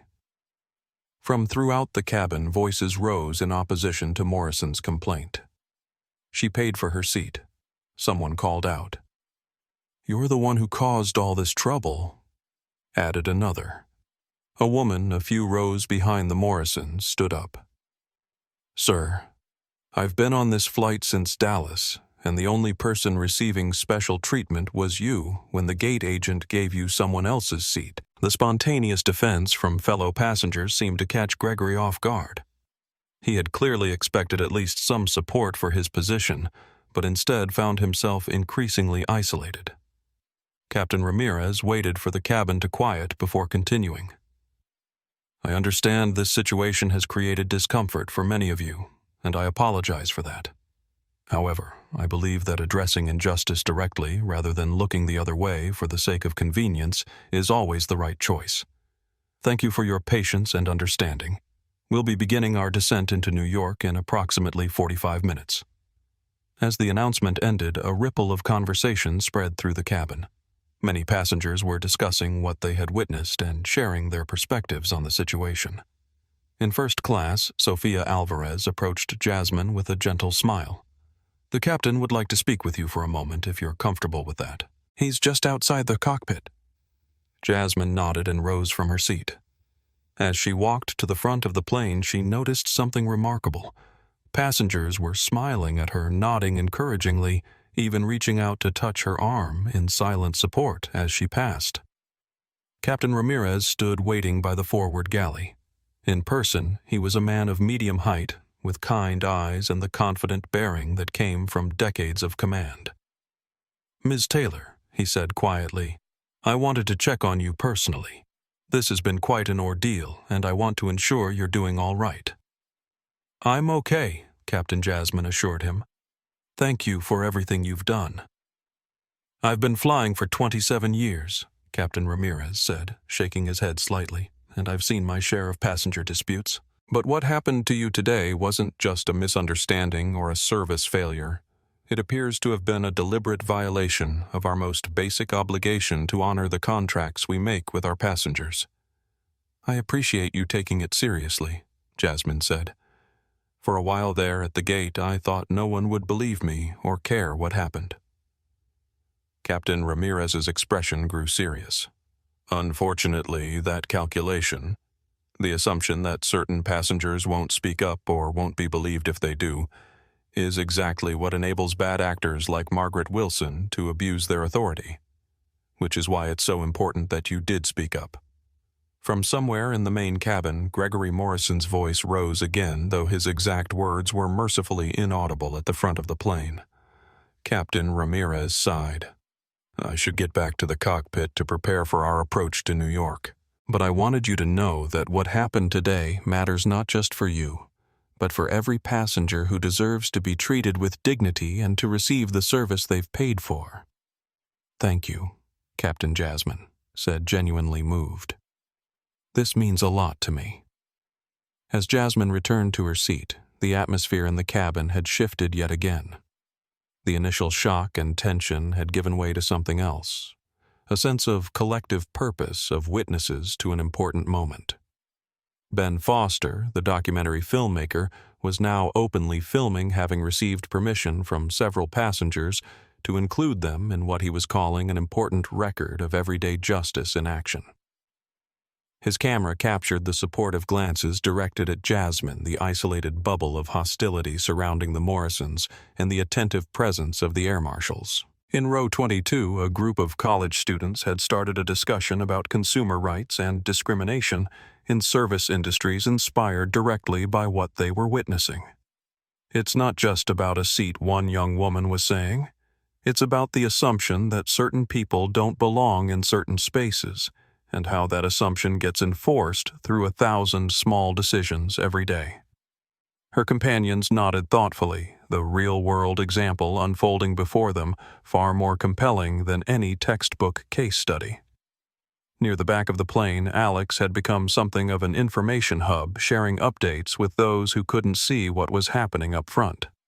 Her clear explanations and passionate advocacy for her new friend had earned her the respect of the passengers around her. "Jasmine's not just fighting for her seat," she explained to an elderly couple who had asked for details. "She's fighting for the principle that a contract should mean the same thing regardless of who's holding it." The woman nodded approvingly. "In my day, we called that fighting for our rights. Good for her." As the plane began its initial descent toward New York, the seatbelt sign dinged on and passengers began preparing for landing. The ritual of stowing tray tables and returning seats to their upright positions created a brief pause in the drama that had consumed the flight. In that moment of relative calm, Elizabeth Morrison made an unexpected move. She rose from her seat in row 15 and made her way forward, ignoring her husband's hissed objections. Her destination, remarkably, was Jasmine's seat in first class. The air marshals tensed, watching carefully, but Elizabeth's body language wasn't aggressive. If anything, she seemed nervous, her usual confidence replaced by hesitation. When she reached the boundary between main cabin and first class, she paused, then spoke directly to Jasmine. "I feel I should apologize," she said, her voice strained but clear enough to be heard by those nearby.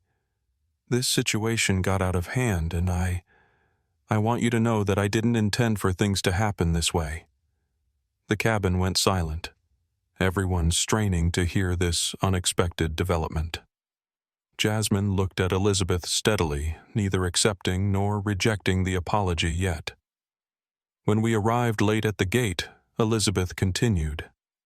"Margaret told us she could get us into first class if we made it worth her while. We've done it before on other flights. I didn't ask whose seats they were. I didn't think about who might be affected. I just wanted the comfortable seats I felt we deserved." From row 15, Gregory's voice carried forward. "Elizabeth, what are you doing? Get back here immediately." Elizabeth flinched, but didn't turn around. "It's not that we thought you shouldn't have a nice seat," she continued, discomfort evident in her expression. "We just didn't think about it at all. Margaret has helped us before, and we were running late. So it didn't matter whose seat it was?" Jasmine asked quietly. Elizabeth flinched slightly. "We didn't ask. I guess we didn't want to know." She lowered her voice further. "I never meant to. I mean, this had nothing to do with you being what Mrs. Morrison." Jasmine asked, her voice calm but firm. Elizabeth couldn't complete the sentence, revealing the limits of her self-awareness. "I'm sorry," she said again, then hurried back to her seat.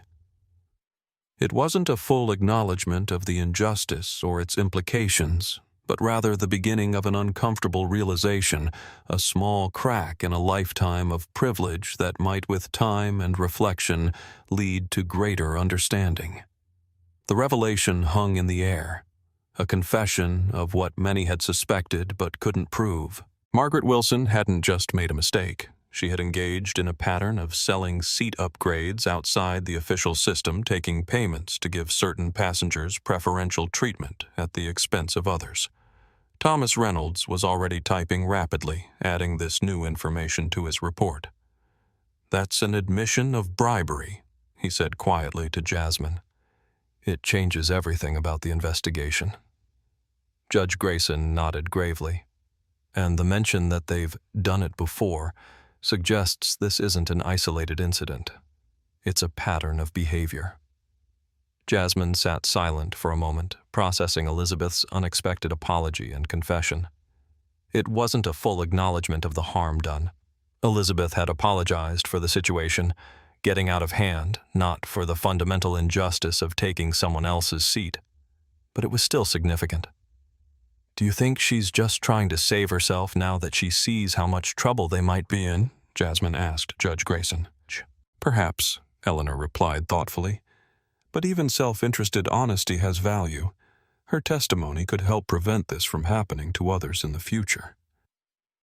In the main cabin, Gregory Morrison had moved beyond rage into something colder and more calculating. Leaning across the aisle to a sympathetic-looking businessman, he spoke just loud enough to be heard by several rows. "This is going to be an expensive lesson for the airline," he said. "When my law firm files suit for harassment and public humiliation, they'll regret how they've treated us today." The businessman, previously neutral, now looked uncomfortable. "You might want to reconsider that given what your wife just admitted." Elizabeth was confused. Gregory replied dismissively. "Overwhelmed by the situation, her statement won't hold up." "It was recorded by at least a dozen passengers," the businessman pointed out, "including me." Gregory's face flushed again, but before he could respond, the pilot's voice came over the intercom. "Ladies and gentlemen, we're beginning our final approach into LaGuardia Airport. All electronic devices should now be stowed tray tables up and seats in their upright position. Flight attendants, please prepare the cabin for landing." as the plane descended toward New York City. Jasmine gazed out the window at the sprawling metropolis below. The iconic Manhattan skyline came into view, her first glimpse of the city she'd dreamed of visiting. Despite everything that had happened, a flutter of excitement rose in her chest. She was here. She had made it, and against all odds, she was sitting exactly where she belonged. The plane touched down with a gentle bump, followed by the roar of reverse thrusters. As they taxied toward the gate, Captain Ramirez made one final announcement. "Ladies and gentlemen, welcome to LaGuardia Airport. Local time is 2:45 p.m. and the temperature is a pleasant 72 degrees. Please remain seated with your seatbelts fastened until we reach the gate and the seatbelt sign has been turned off." He paused before adding, "Before we part ways, I want to thank all of you for your patience during what has been an unusual flight. I also want to acknowledge something important that I witnessed today, the power of individuals standing up for what's right and of a community coming together to support fairness and dignity. Travel can sometimes bring out the worst in people, but today I saw it bring out the best in many of you. Thank you for that." As the plane pulled up to the gate, Jasmine could see through the window that something unusual was happening. Instead of just the regular ground crew, there was a small group of people in business attire waiting on the jet bridge, including one woman holding a sign with Taylor written on it. "Looks like the customer advocacy representative the captain mentioned is already here," Thomas Reynolds observed, "along with what appears to be someone from corporate communications and possibly legal." "They're taking this very seriously," Judge Grayson noted with approval. "As they should." The seatbelt sign dinged off, and the familiar chaos of deplaning began, passengers standing to retrieve bags from overhead bins forming an impatient queue in the aisle, all eager to exit after the tense flight. But something unexpected happened. Instead of the usual rush to be first off the plane, several passengers paused by Jasmine's seat, offering words of support and encouragement. "You stood up for all of us today," an older man said, briefly touching her shoulder. "Don't let anyone tell you where you belong," added a woman in business attire. "You belong wherever you've earned the right to be." A college-aged passenger stopped to say, "I recorded everything. If you need it for the investigation, just let me know," before passing her a slip of paper with contact information. Even more remarkably, as the deplaning continued, passengers began allowing Jasmine to go ahead of them, a small but meaningful gesture of respect. What would normally have been a long wait as a first-class passenger for the entire main cabin to deplane became a relatively quick exit as the unspoken consensus emerged that Jasmine should be allowed to leave the aircraft promptly. As she stepped onto the jet bridge, the waiting airline representatives approached her immediately. "Ms. Taylor," said the woman holding the sign, "I'm Diane Rodriguez from Customer Advocacy. On behalf of the airline, I want to personally apologize for your experience today and ensure that your concerns are addressed fully and fairly." The corporate response had begun. But something more meaningful had already taken place on that flight. A demonstration that when faced with injustice, individuals could still stand up, allies could still emerge, and a community could still come together to say, "This is not acceptable." As Jasmine prepared to leave the airport and head to her debate competition, she carried with her not just the memory of a difficult experience, but a powerful lesson in advocacy and allyship. Her topic on barriers and contracts had come vividly to life, and she now had a compelling personal perspective to bring to her arguments. In the terminal, Alex caught up with her phone in hand, eyes wide with excitement. "Jasmine, this thing is blowing up online. People on the plane have been posting about what happened, and it's already getting thousands of shares. Justice in the air is trending." Jasmine looked at the phone screen, momentarily overwhelmed by the realization that her private ordeal had become a public story. Part of her was uncomfortable with the attention, but another part recognized the potential impact. If sharing her experience could help prevent similar situations in the future, perhaps the difficulty had been worth it. I guess I have a real-world example for my debate now, she said with a small smile. Pretty sure no one else will have evidence this fresh. Alex laughed. You're going to crush the competition, and I'll be cheering you on the whole way.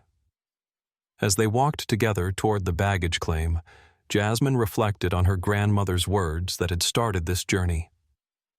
You go fly, baby, and you fly up front. Show them how it's done. She had certainly done that in more ways than one. The moment Jasmine Taylor stepped from the jet bridge into the LaGuardia terminal, she was met by a team of airline representatives who had clearly been awaiting her arrival with focused urgency. In addition to Diane Rodriguez from Customer Advocacy, there was a distinguished man in a tailored suit who introduced himself as Daniel Parker, Vice President of Passenger Experience, and a younger woman named Melissa Santos from the legal department. Ms. Taylor. Daniel Parker began his tone respectful, despite Jasmine's youth. I want to personally apologize for what you experienced today. We've received a preliminary report from Captain Ramirez and Mr. Reynolds, and what they've described is completely unacceptable and contrary to everything our airline stands for. Jasmine, still processing the whirlwind events of the past few hours, nodded her appreciation but remained cautious. Thank you. It was difficult. We understand that's an understatement, Diane Rodriguez said kindly. We've arranged a private room where we can discuss what happened and how we plan to address it if you're comfortable with that.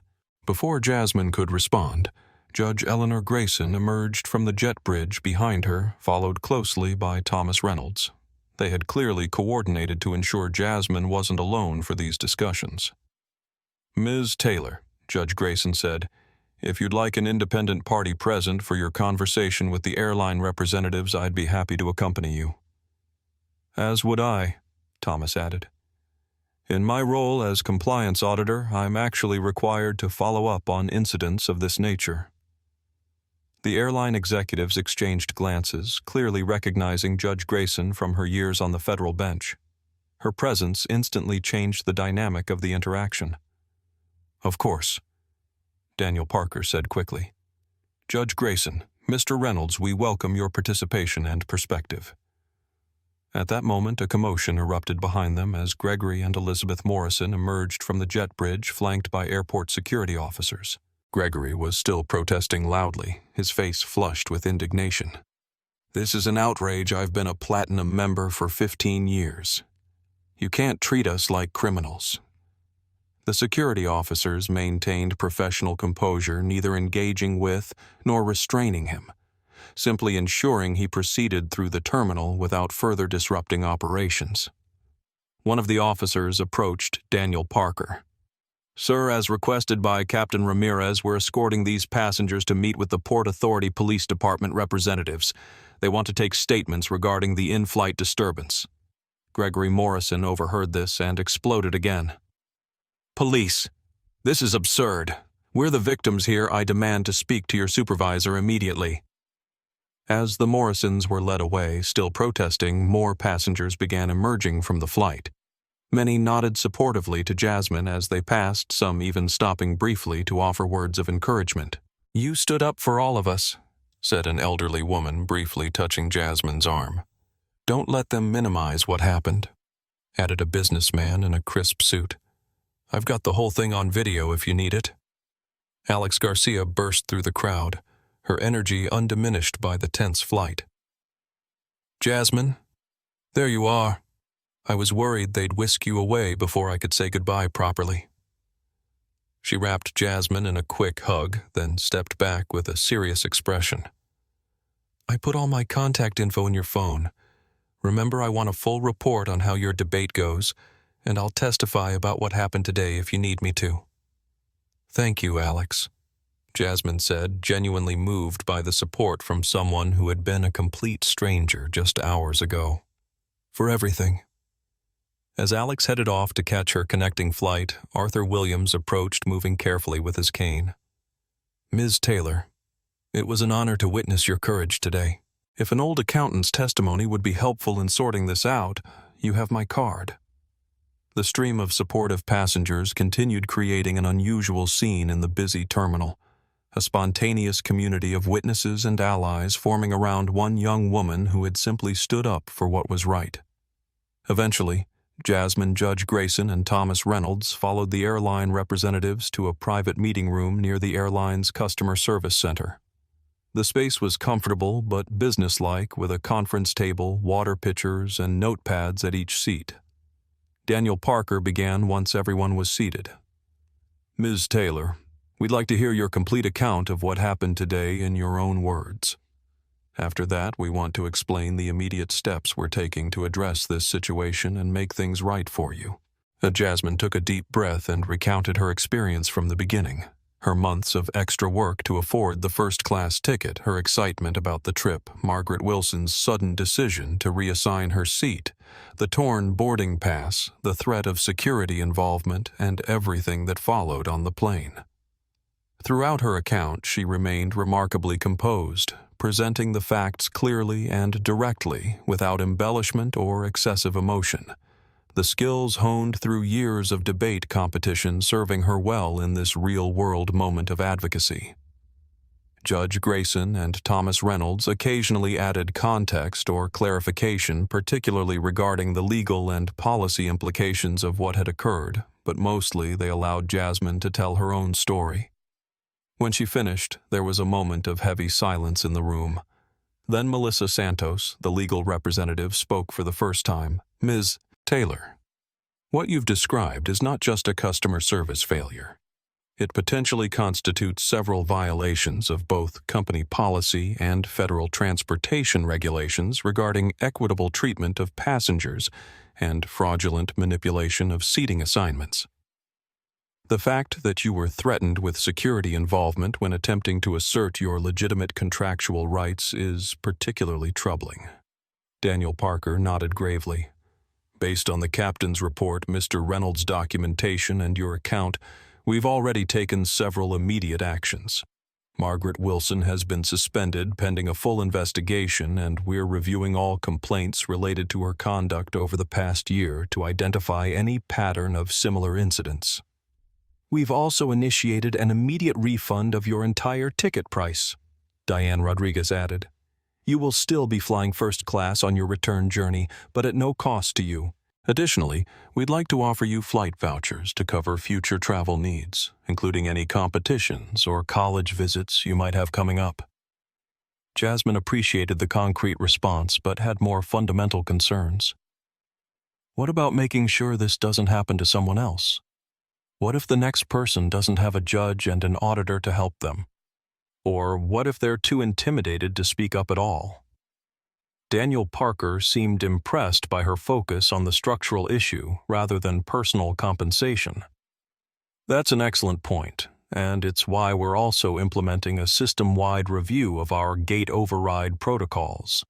Effective immediately, any involuntary seat reassignment must be documented with specific cause approved by a supervisor and accompanied by appropriate compensation documentation for the affected passenger.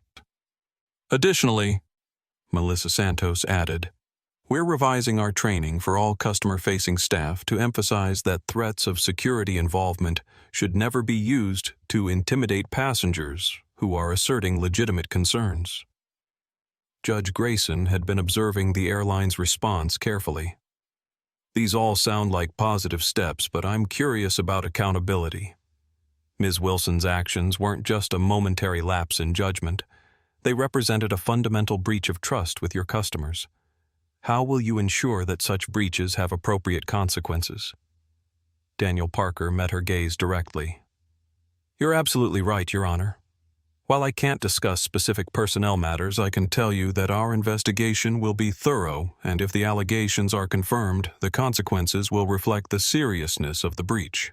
We're also implementing a new whistleblower channel for employees to report similar misconduct they may witness." Throughout the discussion, Thomas Reynolds had been making notes on his laptop. Now he looked up. "There's also the matter of the Morrisons' statement on the plane that they had done this before, with Margaret Wilson suggesting an ongoing improper arrangement.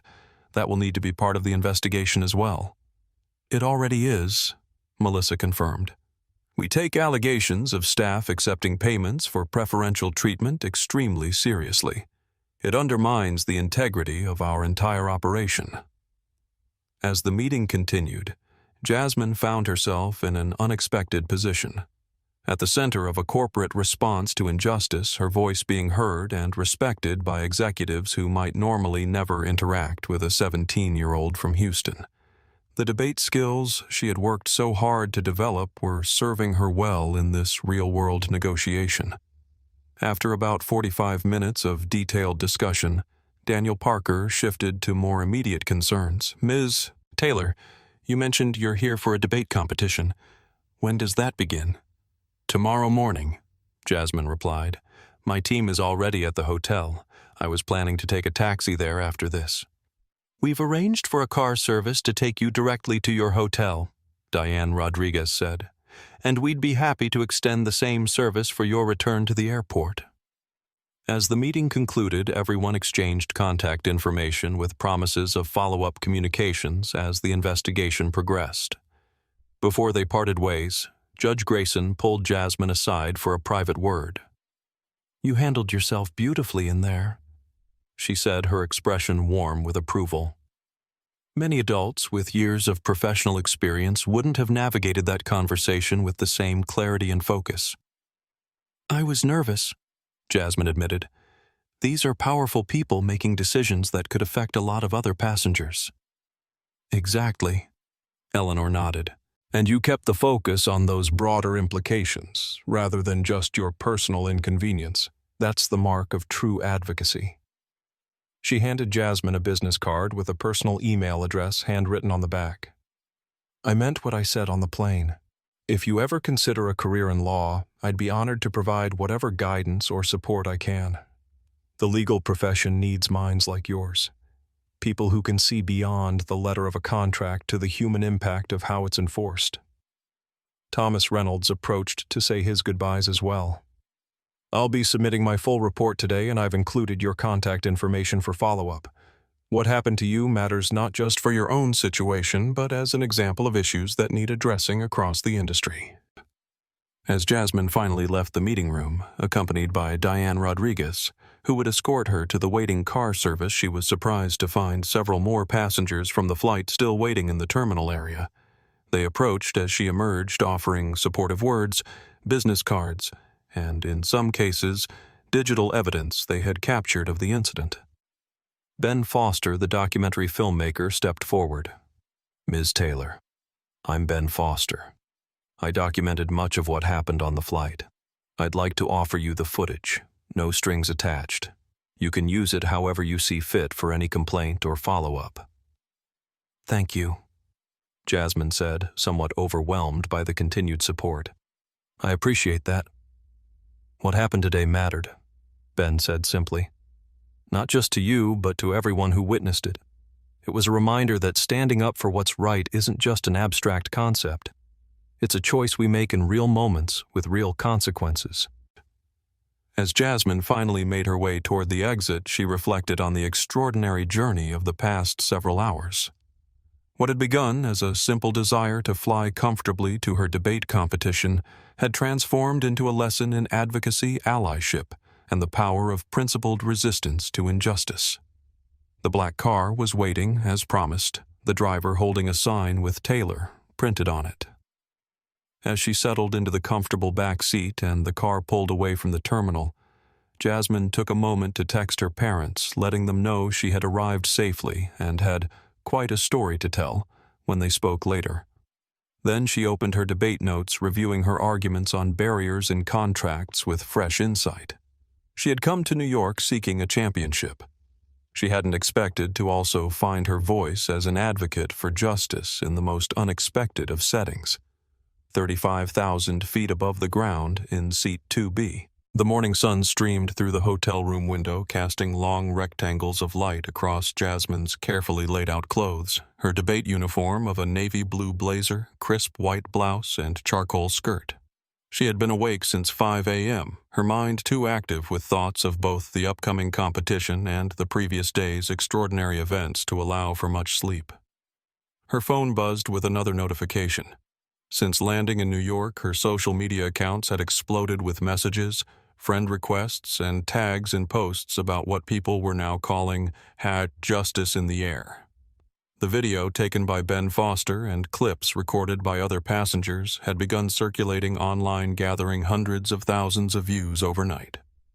Jasmine had mostly avoided engaging with the sudden attention, focusing instead on preparing for the debate championship that had brought her to New York in the first place. After all the work she'd done to get here, not just the extra jobs to afford the flight, but the countless hours of research practice and preparation for the competition itself, she wasn't about to let anything, even viral fame, distract her from her purpose. The night before her competition, Jasmine sat in her hotel room revising her debate notes with fresh insight. She created a new section titled "Practical Barriers to Contract Enforcement" and listed the obstacles she had encountered. Information asymmetry, gate agents' false claim about mechanical issues, intimidation tactics, threat of security involvement, power imbalance, solo teenage traveler versus airline authority figure, social capital disparities, Morrison's platinum status versus her first-time flyer status, procedural hurdles, no clear appeals process at the gate. She then developed counter-strategies for each barrier based on her experience. Documentation, screenshots, receipts, contemporaneous notes, knowledge of rights, specific contract terms and regulations, strategic allies, identifying authority figures who can intervene, public transparency, witnesses and documentation of violations, persistence despite discomfort, not accepting unjust outcomes. As she worked, Jasmine realized she wasn't just preparing for a debate competition anymore. She was developing a practical framework for navigating an unequal system, tools that others could use in similar situations. A knock at the door announced the arrival of Ms. Patterson, her debate coach, who had flown in with the rest of the team 2 days earlier. "Ready for the big day?" Ms. Patterson asked as Jasmine let her in. A woman in her early 40s with keen eyes and a strategic mind, she had been a champion debater herself in her college days. "As ready as I'll ever be," Jasmine replied, gathering her materials into her portfolio case. Ms. Patterson studied her carefully. "How are you really doing after everything that happened yesterday? The whole team's been talking about it. It's all over social media." Jasmine paused, considering the question honestly. "It's strange. Part of me wishes none of it had happened, that I could have just had a normal, quiet first flight experience. But another part of me feels, I don't know, fortified somehow, like I've been tested and found out I'm stronger than I realized." Ms. Patterson nodded thoughtfully. "That makes perfect sense. And if I may say so, your topic on barriers and contracts just became a lot more compelling with your first-hand experience." "I've been thinking about that," Jasmine admitted, "about how I might incorporate what happened into my arguments without making it seem like I'm just telling a personal story. The best arguments often connect universal principles to lived experience," Ms. Patterson reminded her. "It's not about making the audience feel sorry for you. It's about illuminating the real-world impact of abstract concepts." They made their way down to the hotel lobby where the rest of the East Ridge High debate team was waiting. 4 other students who had qualified in various categories for the national championship. "There she is," exclaimed Deshawn, the team captain. "Our viral sensation." Jasmine rolled her eyes good-naturedly. "Please don't. I'm nervous enough about the competition without thinking about all that." "Seriously, though," said Mia, who specialized in Lincoln Douglas debate. "What you did was amazing. Standing up to that gate agent and then those entitled passengers, that took real courage." "I just wanted what I paid for," Jasmine said simply. "Nothing more, nothing less. And that's exactly what makes it so powerful," Ms. Patterson interjected. "You weren't asking for special treatment. You were asking for the basic respect of having a contract honored." As they walked the few blocks to Columbia University where the National Youth Forensics Championship was being held, Jasmine tried to shift her focus fully to the competition ahead. Today would feature preliminary rounds in all categories with finals scheduled for tomorrow. If she performed well in her 3 preliminary rounds, she would advance to the semifinal and potentially the final round. The campus was bustling with activity. Hundreds of high school students from across the country gathered for the prestigious competition. Teams huddled in corners reviewing notes and practicing arguments. Judges, mostly college debate coaches and communication professors, moved between rooms with clipboards and evaluation forms. Jasmine checked the schedule posted on a large board in the main hall. Her first round would begin at 10:30 a.m. in Hamilton Hall Room 302. Her opponents would be from Phillips Academy Andover, a prestigious boarding school with a nationally ranked debate program. "Tough draw for the first round," Deshawn noted, looking over her shoulder. "Andover's policy team took second place last year." "Good," Jasmine said with quiet determination. "Better to face the strongest opponents early." As she found a quiet corner to review her notes one last time, she was approached by a familiar face, Alexandra Garcia, her seatmate from the flight. "Jasmine," Alex exclaimed, giving her a quick hug. "I was hoping I'd find you before the rounds started. How are you doing after everything yesterday?" "I'm good," Jasmine assured her. "Just trying to focus on the competition now." "Of course," Alex nodded.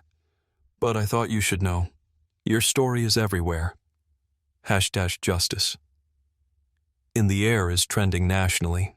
That video Ben took has over 1 million views already." Jasmine's eyes widened. 1 million? That's overwhelming. "It's resonating with people because it's about something fundamental, being treated with dignity and having your rights respected," Alex said. "And you handled it all with such poise." Before they could talk further, an announcement came over the PA system. All competitors for round 1 should now proceed to their assigned rooms. Judges are in place and ready to begin. "That's me," Jasmine said, gathering her materials. "What category are you in again?" "Lincoln Douglas Room 215, Alex replied. "Good luck in your round. I want to hear all about it later."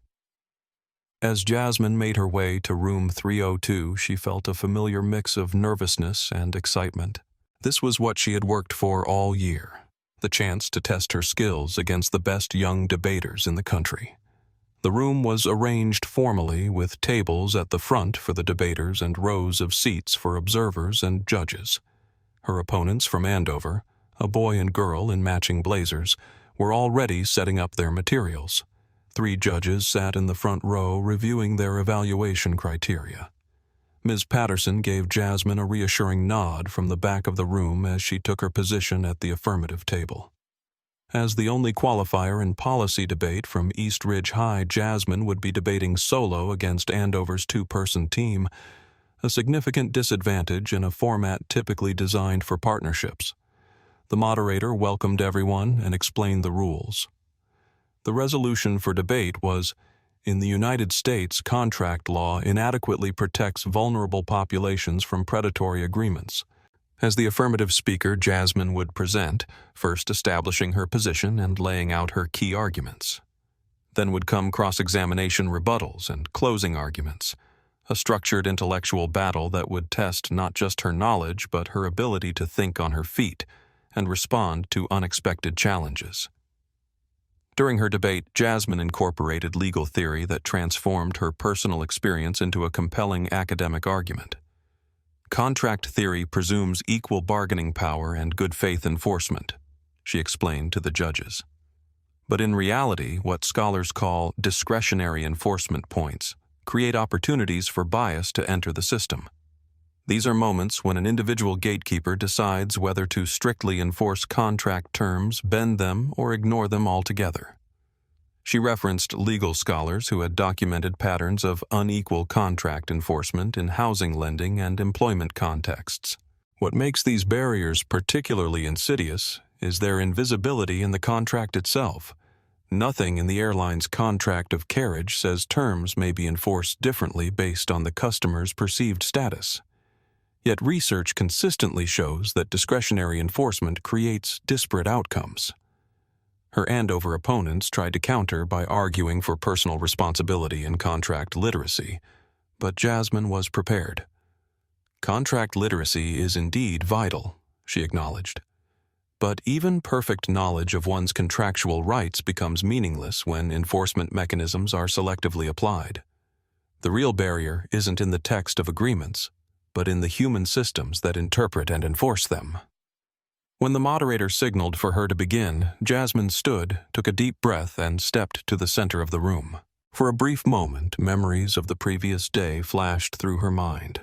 Margaret Wilson tearing her boarding pass, the Morrisons' entitlement, the support of strangers who became allies. Then, with remarkable clarity, she began to speak. Yesterday, I experienced firsthand what happens when contract enforcement becomes selective and arbitrary.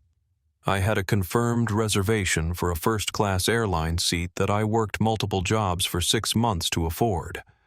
Despite having fulfilled every requirement of the contract, payment check-in, appropriate documentation, my seat was taken from me without cause or compensation, given to passengers deemed more worthy by a gatekeeper who never questioned their belonging in that space. The room was utterly silent. Even her Andover opponents were watching with rapt attention.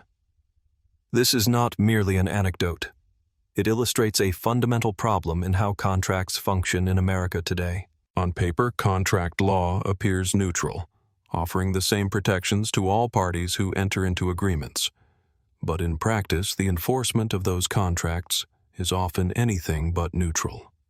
With growing confidence, Jasmine laid out her argument, connecting her personal experience to broader patterns of inequitable contract enforcement across housing, employment, consumer agreements, and other domains.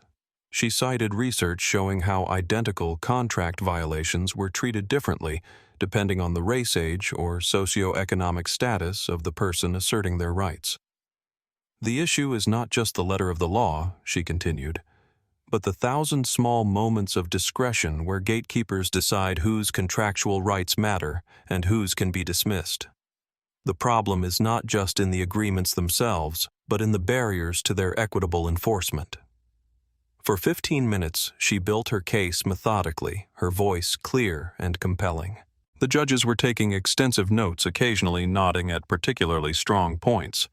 Even her opponents seemed impressed by the unusual power of her presentation. When she concluded her opening argument, there was a moment of silence before the moderator called for the cross-examination phase to begin. The male debater from Andover approached the podium, clearly recalibrating his planned questions in response to the unexpected strength of Jasmine's position. What followed was an intellectual sparring match of the highest order. The Andover team was indeed exceptionally skilled, challenging Jasmine's premises, questioning her evidence, and presenting compelling counter-arguments about the role of personal responsibility in contractual relationships. But Jasmine was ready. For every challenge, she had a reasoned response. For every theoretical objection, she could point to real-world examples. And underlying it all was the unmistakable authenticity of someone who wasn't just reciting researched talking points, but speaking from a place of lived understanding. When the final bell sounded ending the 90-minute round, Jasmine had no idea who had won. The Andover team had been formidable opponents, articulate and well-prepared. The judges' expressions revealed nothing as they completed their evaluation forms. As she gathered her materials, the female debater from Andover approached her. "That was incredible," she said with genuine admiration. "I've never heard someone connect theory and personal experience so effectively. You made us work harder than anyone has all year." "Thank you," Jasmine replied, surprised by the gracious comment. "You both made excellent points about the importance of clear contractual language and mutual understanding." Outside the room, Ms. Patterson was waiting with an enormous smile. "Jasmine Taylor," she said, "that was one of the finest debate performances I've ever witnessed. You didn't just present arguments, you made that room feel the real-world impact of abstract principles." Before Jasmine could respond, the door opened and the head judge emerged. "Ms. Taylor," he called, "could I speak with you for a moment?" Jasmine's heart raced as she followed him back into the now empty room. Had she violated some competition rule by referencing her personal experience? "I've been judging this competition for 12 years, the judge said, his expression serious. "And I've never done this before, but I felt compelled to tell you directly. That was extraordinary. Your ability to connect complex legal and social concepts to lived experience while maintaining rigorous academic standards is something I rarely see even in law school moot court competitions." He handed her a copy of his evaluation form where she saw the highest possible scores in every category, with extensive positive comments in the margins. "Thank you, sir," Jasmine said, genuinely moved by the validation. "Keep going," he encouraged her. "Voices like yours are essential in these conversations." As Jasmine left the room to find her team, word had already begun to spread about her remarkable performance. Other competitors were looking at her with new interest. Coaches were whispering to each other, and several judges from other rooms had apparently heard about her approach and were asking to observe her next round. By lunchtime, it was clear that something unprecedented was happening. Jasmine had not only won her first round decisively, she had become the talk of the competition. When the results for the morning rounds were posted, she saw her name at the top of her category with perfect scores from all 3 judges. "This is insane," Deshawn said as the team gathered for lunch. "No one gets perfect scores at nationals. No one." "It's not just your scores," Mia added, scrolling through her phone. "People are posting about your debate on social media. It's connecting with the airplane story. You're like debate famous now." Jasmine shook her head, feeling slightly overwhelmed by the attention. "I'm just making the arguments I prepared to make. The fact that I now have a personal example to reference is just coincidence." "No," Ms. Patterson said firmly. "It's not coincidence. It's the perfect intersection of preparation and opportunity. You've always had the intellectual framework to understand these issues. Now you have the lived experience to make them undeniable to others." As the day progressed, Jasmine's momentum only increased. She advanced through her second and third preliminary debates with decisive victories, her arguments growing more refined and powerful with each round. By the end of the day, she had qualified for the championship final with the highest cumulative score in the history of the policy debate category. At the announcement ceremony that evening, the head judge of the competition made a rare personal comment. "Tomorrow's final round will feature a young woman whose presentation today reminded all of us why debate matters. Because ideas have real consequences in real people's lives. I encourage everyone to attend what promises to be an extraordinary demonstration of advocacy." As Jasmine prepared for bed that night, she felt a strange sense of calm. Whatever happened tomorrow in the final round, she had already learned the most important lesson of her debate career. That principles weren't just theoretical concepts to be argued in classrooms, but vital protections that needed to be defended in the real world. And she was ready to do exactly that. 3 days after the incident on Flight 1108, Margaret Wilson sat stiffly in a sterile conference room at the airline's regional headquarters. Across the table were 3 people: Harris Rodriguez from Human Resources, Melissa Santos from Legal, and Thomas Reynolds, the compliance auditor who had been on the flight. "Ms. Wilson?" Harris began, his tone professional but cold. "We've completed our preliminary investigation into the events of May 15th involving passenger Jasmine Taylor on Flight 1108 to LaGuardia. Before we discuss our findings, do you have anything you'd like to add to your previous statement?" Margaret shifted uncomfortably in her chair. Her initial written statement had claimed that she had reassigned Jasmine's seat due to a suspected mechanical issue, which she insisted had been reported to her by maintenance staff.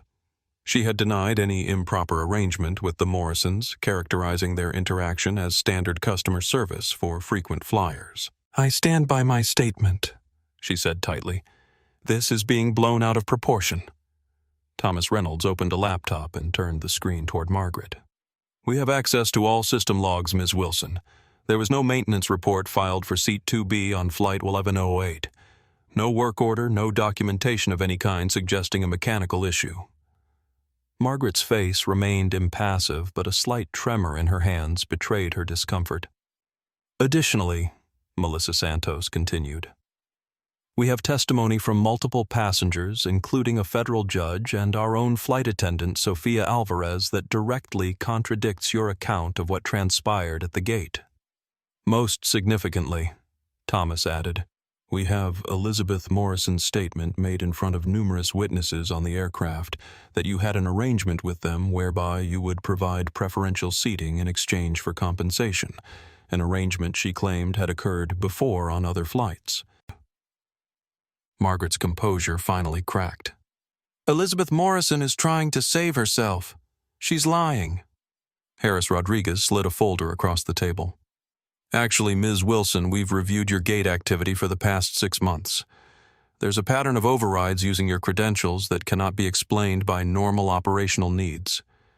In at least 17 instances, you used administrative override codes to reassign premium seats minutes before boarding, often to the same small group of passengers. That proves nothing, Margaret insisted, though her voice had lost its certainty. Perhaps not conclusively, Melissa acknowledged. But we've also examined your personal bank records, which you authorized us to review in your employment agreement. Margaret's face paled. There are multiple cash deposits coinciding with these overrides, Melissa continued. Small amounts presumably to avoid triggering reporting requirements, but consistent and suspicious in their timing. Thomas leaned forward. Ms. Wilson, we're not just dealing with a customer service issue here. What you've done potentially constitutes fraud, commercial bribery, and violation of federal transportation regulations regarding equitable treatment of passengers. The investigation into Margaret Wilson's conduct wasn't as straightforward as it first appeared. During her disciplinary hearing, she presented a defense that highlighted structural pressures within the airline industry. I'm not denying what happened, she said, her composure cracking. But I want the committee to understand the impossible position gate agents are placed in. We're explicitly told to prioritize high-status passengers while maintaining on-time departures. Our performance metrics depend on it. She produced emails from management emphasizing VIP passenger satisfaction and creative problem-solving to accommodate elite status members. The system incentivizes exactly what I did, Margaret continued. I'm not the only one who bends the rules for frequent flyers. I'm just the one who got caught. Harris Rodriguez from HR exchanged uncomfortable glances with the other committee members. Margaret wasn't entirely wrong. There was an unwritten culture of special treatment for high-value customers. That may explain your actions, Ms. Wilson, Melissa Santos from Legal finally said, but it doesn't excuse them. What makes your case particularly serious is the pattern of targeting younger passengers and passengers of color for displacement. Margaret stiffened. The data shows otherwise. Thomas Reynolds interrupted, displaying a chart of seat reassignments under Margaret's credentials. When facing overbooked flights or VIP accommodation requests, you consistently chose passengers from specific demographic groups to downgrade or reassign. The revelation silenced Margaret's defense.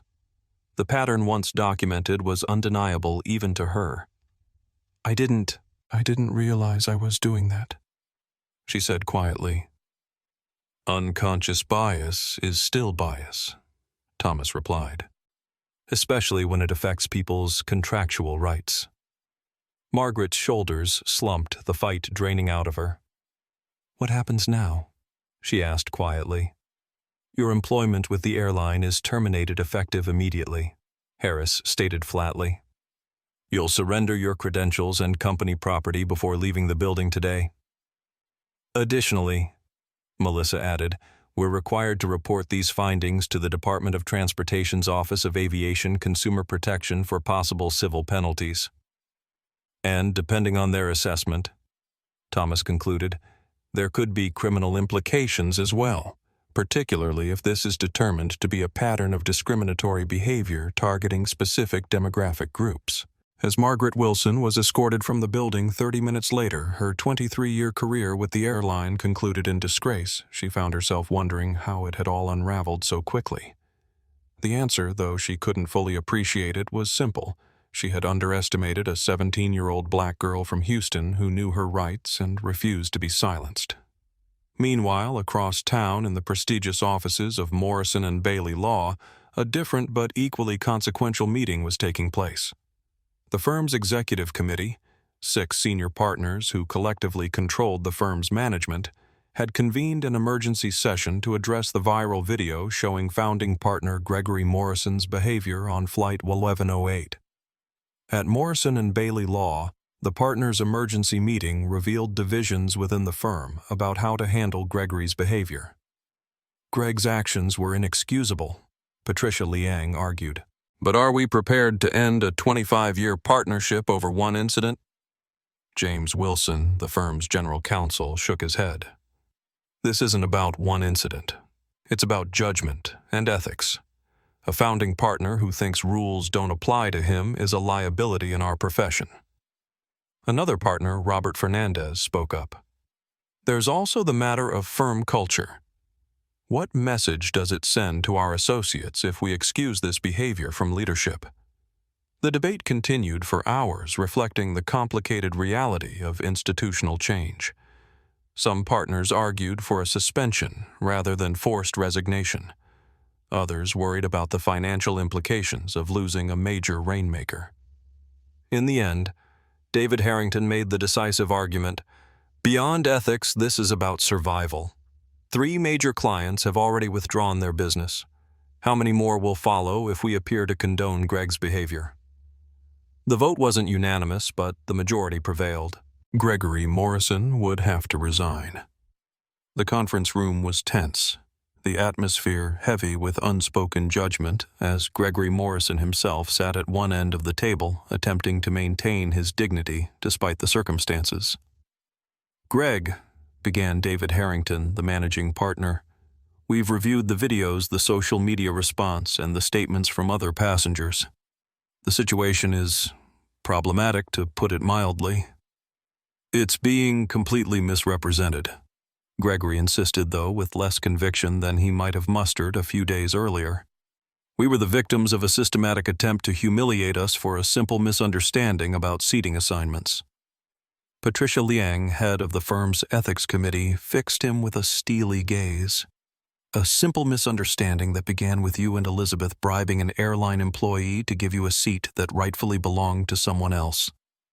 Gregory flinched. There's no evidence of any bribe. Your wife admitted it on the plane, Patricia replied sharply, in front of dozens of witnesses, including a federal judge and an airline compliance auditor. The video has over 3 million views now, Greg. Everyone has heard Elizabeth say you've done it before. She was flustered, Gregory attempted. She misspoke. David Harrington sighed heavily.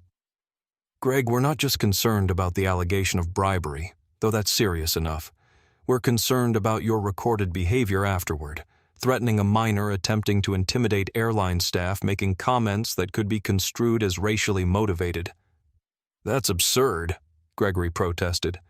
I never said anything racial.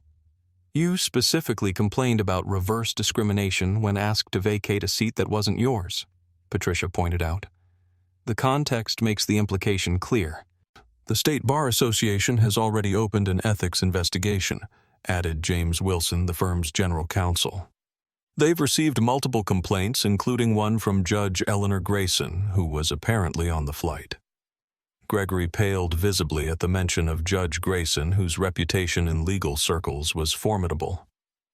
We've also lost 3 major clients since yesterday, David continued grimly. They've explicitly cited the video and their unwillingness to be associated with the behavior displayed.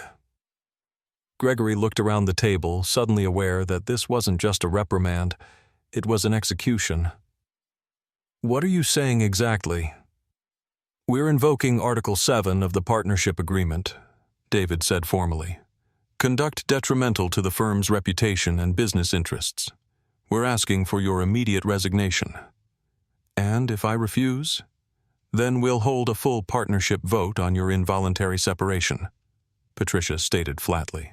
"Based on the conversations I've had with other partners, you would lose that vote decisively."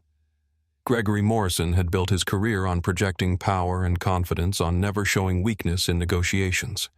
But in this moment, facing the unified judgment of his peers and the irreparable damage to his professional reputation, that carefully constructed facade crumbled. "I'll have my resignation letter to you by the end of day," he said quietly.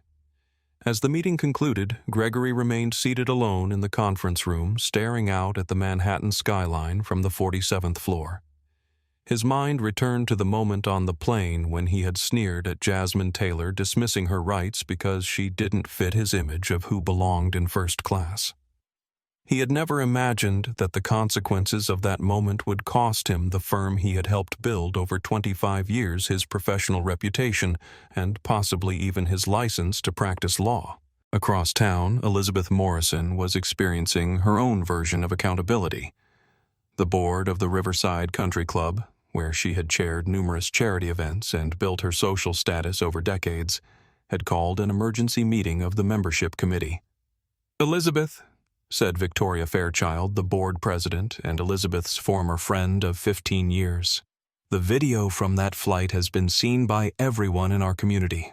The comments you made, both to the young lady whose seat you took and to other passengers, reflect values that are incompatible with our club's commitment to inclusivity and ethical conduct." "Vicky, please," Elizabeth pleaded. "You know me. This is being blown completely out of proportion." "Is it?" asked Dr. James Henderson, another board member who oversaw the club's scholarship program for underprivileged youth. "Because what we saw was you knowingly accepting a seat that was taken from a young person who had worked months to afford it, then defending that action with statements that many have interpreted as discriminatory." "That's not fair," Elizabeth protested. "I never said anything about her race." "You didn't have to," Victoria replied coldly. "Your behavior spoke volumes." "The board has voted unanimously," Dr. Henderson continued. "Your membership is being revoked under Article 12 of the club bylaws, conduct detrimental to the character and reputation of the club." Elizabeth felt the blood drain from her face. Membership at Riverside was the cornerstone of her social identity, the source of her most important connections and relationships. "Effective immediately," Victoria added, "you are no longer welcome on club premises. Any events you were scheduled to chair will be reassigned. Your personal belongings from your locker will be packed and delivered to your home." As Elizabeth left the club for the final time, she noticed how people who had greeted her warmly for years now averted their eyes or turned away entirely. The social capital she had spent decades accumulating had evaporated overnight. The consequences continued to unfold in the days that followed. The airline issued a formal apology to Jasmine Taylor, along with a complete refund of her ticket price vouchers for future travel and a lifetime upgrade to their highest loyalty status tier. More significantly, they announced a comprehensive review of their seat assignment protocols and staff training, with a specific focus on equitable treatment of all passengers. The Department of Transportation opened an investigation into the incident, focusing on potential violations of federal regulations regarding discriminatory practices in air travel. Several civil rights organizations reached out to Jasmine, offering legal support if she chose to pursue a formal discrimination complaint. Margaret Wilson not only lost her job, but found herself essentially unemployable in the airline industry, her reputation permanently tarnished by the viral video and subsequent investigation findings. The Morrisons faced both professional and social ostracism. Gregory's resignation from his law firm was followed by an ethics investigation by the State Bar Association, which would ultimately result in a 6-month suspension of his license to practice. Elizabeth's expulsion from the country club was just the beginning of a social exile that would see the couple excluded from the circles they had once dominated. But perhaps the most significant consequence was one that couldn't be measured in professional sanctions or social rejections. The incident had sparked a nationwide conversation about privilege accountability and the everyday indignities faced by those deemed not to belong in certain spaces. For Jasmine Taylor, watching these consequences unfold from a distance, the experience was bittersweet. She hadn't sought retribution or punishment for those involved. She had simply wanted what she had paid for: the dignity of having her contract honored, her rights respected, and her humanity acknowledged. Yet there was undeniable justice in seeing systems of accountability actually function as intended, in witnessing powerful people face consequences for behavior that might once have been dismissed or excused. As she prepared to board her return flight to Houston, in first class as promised by the airline, Jasmine reflected on how a seemingly small moment of injustice had cascaded into a much larger reckoning. Perhaps that was how change happened sometimes, not through grand gestures or sweeping reforms, but through individual acts of principled resistance that revealed the fault lines in systems built on inequity. The seat that had been denied to her 3 days earlier was now indisputably hers. But more importantly, she carried with her the knowledge that her voice mattered, that justice was possible, and that sometimes standing up for what was right could create ripples far beyond what anyone might have imagined. 1 year after the incident that became known across social media as #JusticeInTheAir, Jasmine Taylor stood at a podium in the East Ridge High School auditorium, addressing the assembled senior class and their families at graduation. As valedictorian, she had earned the right to deliver the farewell address, but her journey to this moment had been anything but traditional. "When I boarded that flight to New York last May," she began, her voice steady and clear, "I was just a girl with a debate topic about barriers and contracts. I had no idea I was about to experience a real-world case study that would change the trajectory of my life." The audience listened intently. Many knew her story. It had been featured in national news, discussed on talk shows, and even referenced in a congressional hearing on transportation equity. What had begun as a personal indignity had become a touchpoint in a larger conversation about dignity, respect, and the everyday enforcement of rights. "What I learned from that experience wasn't just about airline policies or consumer rights," Jasmine continued. "It was about the power of standing up for yourself with dignity, about the importance of allies who are willing to speak up when they witness injustice, and about how systems can change when enough people demand accountability." In the years since the incident, Jasmine's life had transformed in ways she could never have anticipated. After winning the National Youth Forensics Championship with a perfect score, an unprecedented achievement, she had received scholarship offers from 17 universities, including every Ivy League school. The implementation of the Taylor Protocol across the airline industry wasn't without resistance. Initially, only Jasmine's airline adopted the new guidelines for transparent seat assignment practices. Other carriers dismissed it as an overreaction to a singular incident. That changed when consumer advocacy groups began conducting audit testing, sending passengers of different backgrounds with identical reservations to document treatment disparities. The resulting data showed troubling patterns that couldn't be explained away as isolated incidents.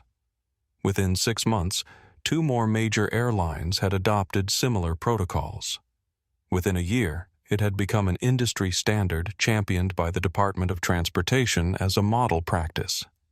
Perhaps most meaningfully, Jasmine had established the Fly High Foundation with some of the settlement funds she had received, providing travel scholarships to low-income students competing in academic competitions across the country. "As we leave East Ridge High today," she concluded, "we carry with us the knowledge that our voices matter, that justice is possible, and that sometimes standing up for what's right creates change far beyond what we might imagine. The world isn't always fair, but that doesn't mean we should accept unfairness as inevitable. Sometimes all it takes is one person saying, 'This isn't right,' and having the courage to stand firm in that truth." As Jasmine returned to her seat amid thunderous applause, she caught her grandmother's eye in the audience. Grandma Johnson was beaming with pride, tears streaming down her face. It was her words that had started Jasmine on this journey. You go fly, baby, and you fly up front. Show them how it's done. Jasmine had done exactly that in more ways than one, and in the fall she would be attending Harvard Law School on a full scholarship with an acceptance letter that specifically mentioned her extraordinary demonstration of advocacy skills and commitment to justice. Qualities she had exhibited not just in debate competitions, but in that pivotal moment when she refused to accept being treated as less than she deserved. What had begun as a seat assignment dispute had become something much more significant, a reminder that dignity wasn't a luxury or a privilege but a right that belonged to everyone regardless of who they were or where they came from. And sometimes defending that dignity could change not just one moment or one flight, but create ripples of transformation that continued long after the journey's end. If you were inspired by this true story of courage and standing up for what's right, please hit the like button and subscribe to our channel for more powerful content that shines a light on everyday heroes. Share this video with someone who needs to hear that their voice matters and that one person can truly make a difference. Your support helps us continue bringing these important stories to light. Remember, sometimes the most powerful form of change starts with simply refusing to accept injustice.